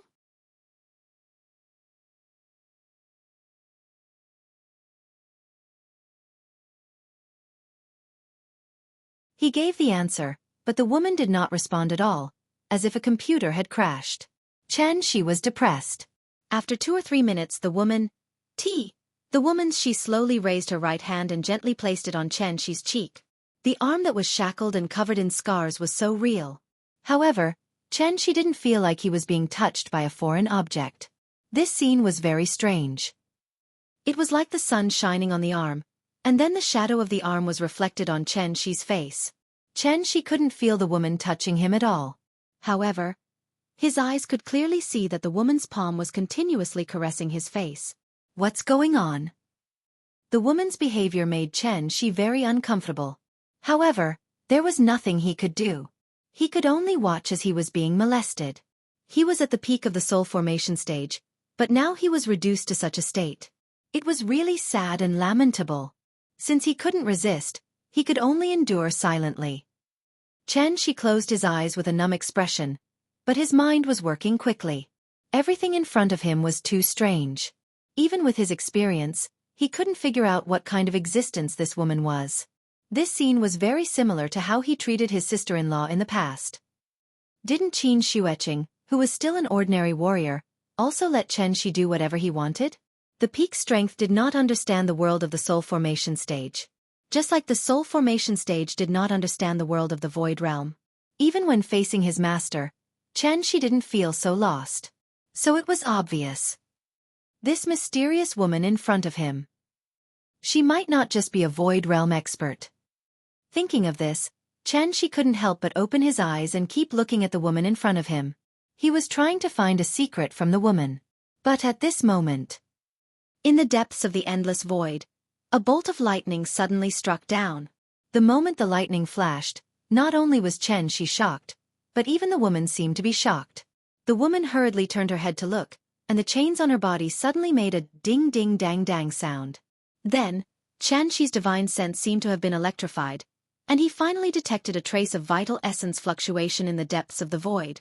This fluctuation was extremely violent, and it could be said to be, the sky fell and the earth cracked. It was earth-shattering. The first bolt of lightning had just disappeared, and it was followed by another bolt of lightning. One bolt after another, and it didn't stop at all. In just a few breaths, there were hundreds and thousands of bolts of lightning striking the depths of the void. The bright light of the lightning was particularly dazzling in the darkness. In each bolt of lightning, there seemed to be a huge wave of vital essence fluctuation. Chen Shi had never seen such an exaggerated wave of vital essence fluctuation, and he only felt that he was so small in front of this wave of energy. It was as panicked as an ordinary person facing the brilliant power of heaven. There was a great terror in the depths of the void. It was like a puppy facing a tiger, or a grass snake facing a dragon. The strong pressure brought about by the difference in realm almost made Chen Shi breathless. Pressure was a very mysterious thing. Here was an example. When Chen Shi faced a group of martial artists on Earth who didn't know anything, as long as he deliberately showed a trace of hostility, the other party would be so scared that they would piss their pants, and probably not even be able to stand properly. This was pressure. This special phenomenon would only occur when there was an absolute difference in realm between two people. It came from the instinct of life, so even immortal cultivators were no exception. Even though Chen Shi had stayed in the heavenly jade world for a whole 500 years, he had never seen such a strong pressure. This big shot who suddenly appeared in the depths of the void. Was he just at the insightful void realm? Even if someone said that he was a tribulation true immortal, Chen Shi would still believe it. And while Chen Shi was struggling to resist the strong pressure, the chains on the woman's body suddenly tightened, and an unknown force was trying to pull her back into the purple flame. The woman tried to struggle, but the 9 chains on her body seemed to be electrified. The more she struggled, the more pain the chains would bring her. Finally, the woman couldn't hold on any longer. But the moment she was about to be pulled back into the purple flame by the chains, the woman suddenly stretched out her right hand, and then pointed at Chen Shi's forehead.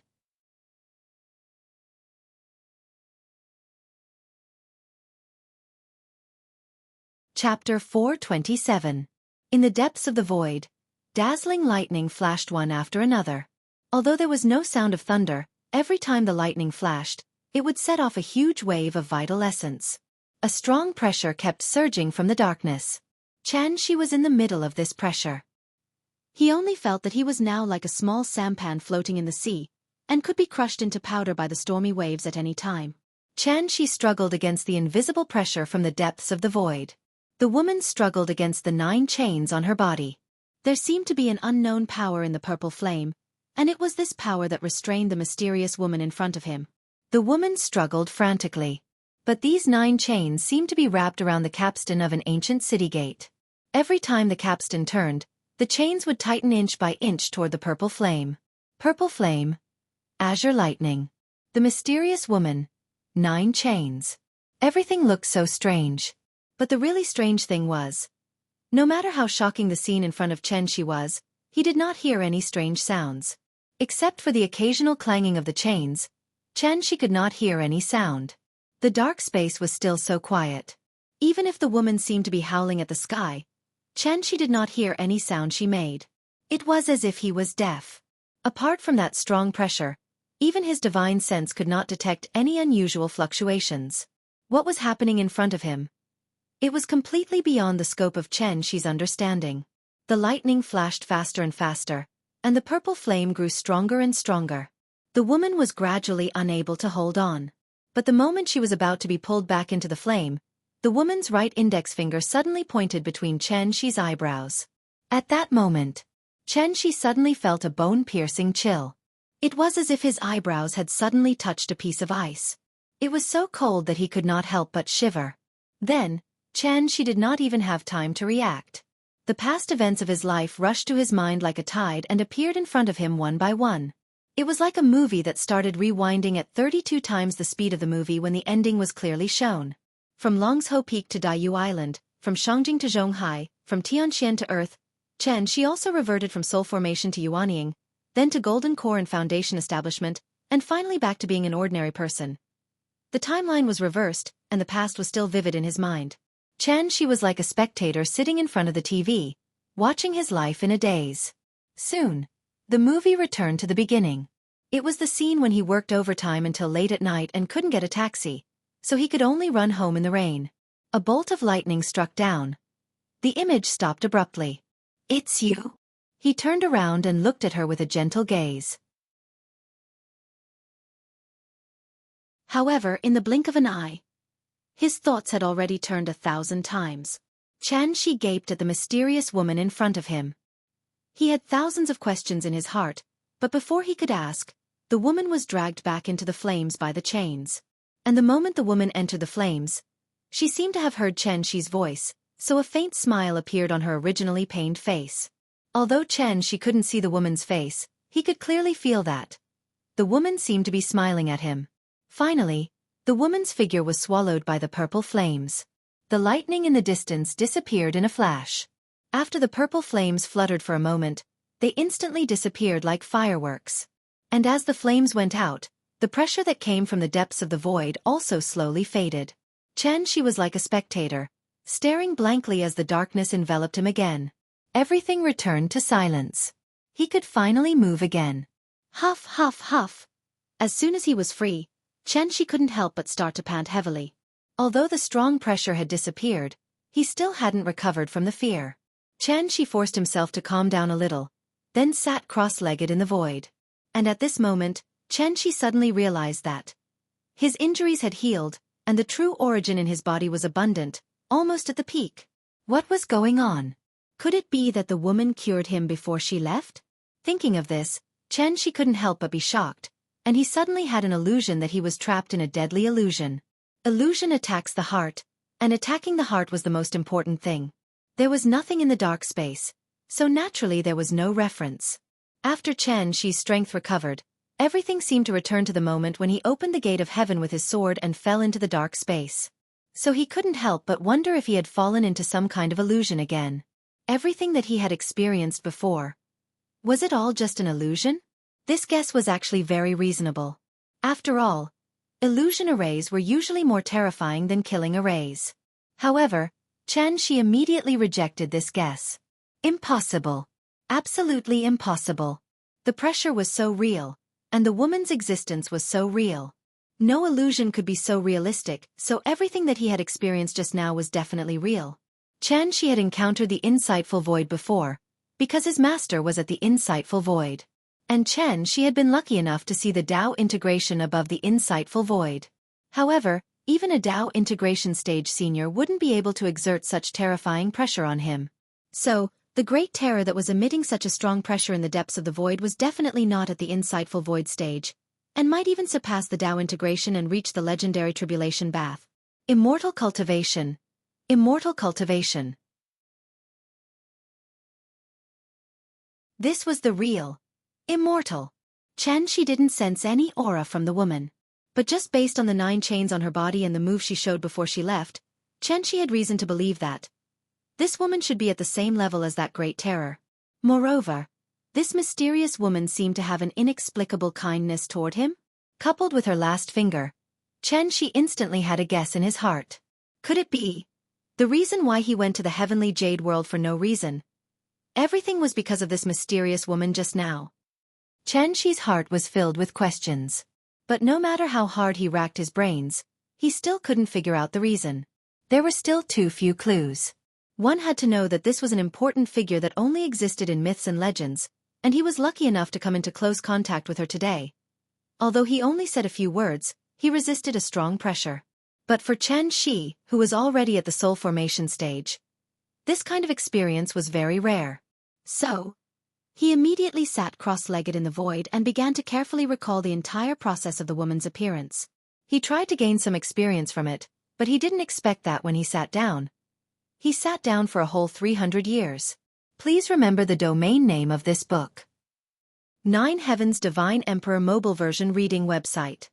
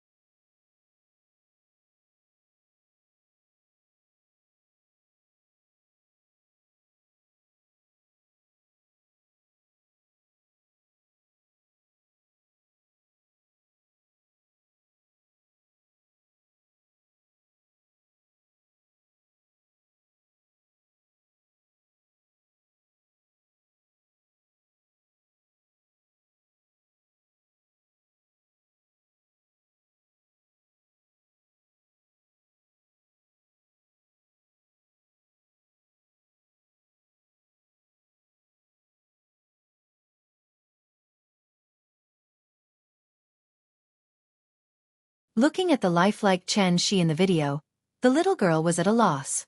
It was as if an error had occurred when a computer was running. The little guy's brain shut down. The child psychologist did not know the real Chen Shi, so he could only guide the little guy in the correct way. But no matter how perfect the imitation was, a fake would always be a fake. Therefore, this seemingly small oversight planted a seed of doubt in the little fellow's heart. Perhaps she wouldn't be able to detect any abnormalities in the short term. But if time passed, by the time the little fellow turned into a little girl, this clumsy lie would probably burst like a bubble. Fortunately, the little fellow was still young. Even if she felt a little strange, she didn't directly question it over the phone. As usual, Chen Shi comforted the little fellow, told her a few stories, and coaxed her to sleep. The little fellow nodded. But after hanging up the phone, she didn't seem to be sleepy at all. She turned over and directly leaned against Qin Ruoying. She still felt a little confused, so she leaned her head on her mother's shoulder and told her what she saw and heard today. Unfortunately, her mother was still sleeping quietly.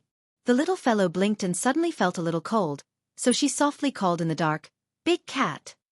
Meow. After hearing her call, the big cat immediately jumped down from the beam and directly got into the little fellow's bed with a few leaps. Feeling the warmth from the big cat, the little guy blinked his eyes and turned to look at the window at the side. Tonight, the moonlight was like water. The moonlight shone through the window on the bedside. The little fellow hugged the big cat tightly and clung to Qin Ruoying. She couldn't help but murmur, "Big cat, where do you think Dad is going?" Meow. "When will he come back?" Meow. "I miss him so much." Perhaps he felt the strong longing in his daughter's heart.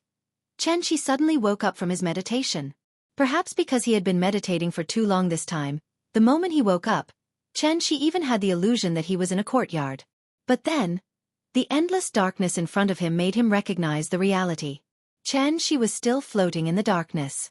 Looking at the timer beside him, he found that he had been meditating for as long as 200 years.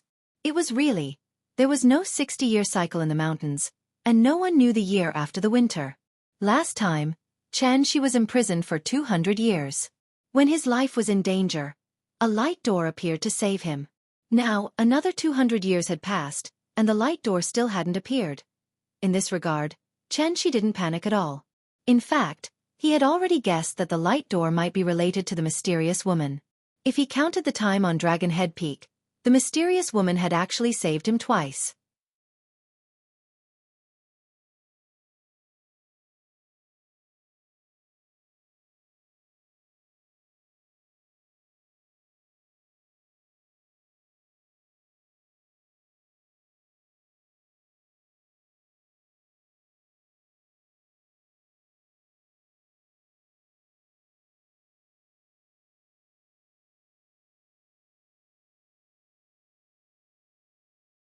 Just like the last time, he had a time frame of reference this time, so he quickly found out from the mouth of this unlucky guy.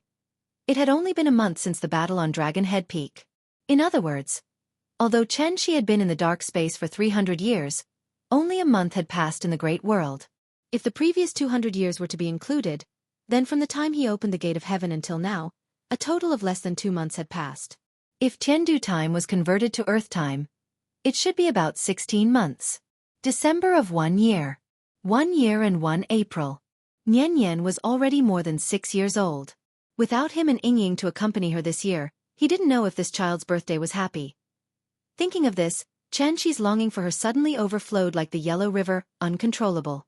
So, he didn't delay any longer. After casually knocking that unlucky fellow unconscious and throwing him to the side, Chen Shi directly sat cross-legged in the air. As he entered a meditative state, the spirit chi of heaven and earth within a radius of 1,000 miles suddenly surged toward him like a tsunami. Under Chen Shi's intentional guidance, the spirit chi of heaven and earth suddenly gathered in one place, almost turning into an almost translucent, huge funnel visible to the naked eye. The violent surge of spirit chi set off a huge storm. The storm spread in all directions, instantly causing several large floating islands in the vicinity to tremble. Rumbling noises kept ringing out. The nearby floating islands seemed to have experienced an earthquake. Not only were the residents on the islands terrified, but even the birds and beasts on the islands were so frightened that they scattered and roared. The spirit chi funnel grew larger and larger, and in a short while, it covered all the floating islands within a radius of 100 miles. And the spirit chi on the floating islands covered by the funnel all rushed toward Bicker. The direction of the bickering was exactly where Chen Shi was. He was using his own strength, draining the dragon veins of hundreds of floating islands. When the spirit chi of heaven and earth entered the body, there should be a refining process. However, Chen Shi was like a large factory at this moment. As long as the spirit chi entered his body, after a few assembly lines of processing, it would completely become a part of his body. The spirit chi surged faster and faster, and the accumulation of vital essence also increased. Chen Shi didn't hide his aura at all, so his aura was rising at a speed visible to the naked eye. The early stage of the soul formation realm, the middle stage, the late stage, and then the peak stage. Under such crazy pressure, in just a few breaths' time, the accumulation of vital essence in Chen Shi's body had already reached the peak. And as the funnel continued to expand, Chen Shi's aura also became stronger and stronger.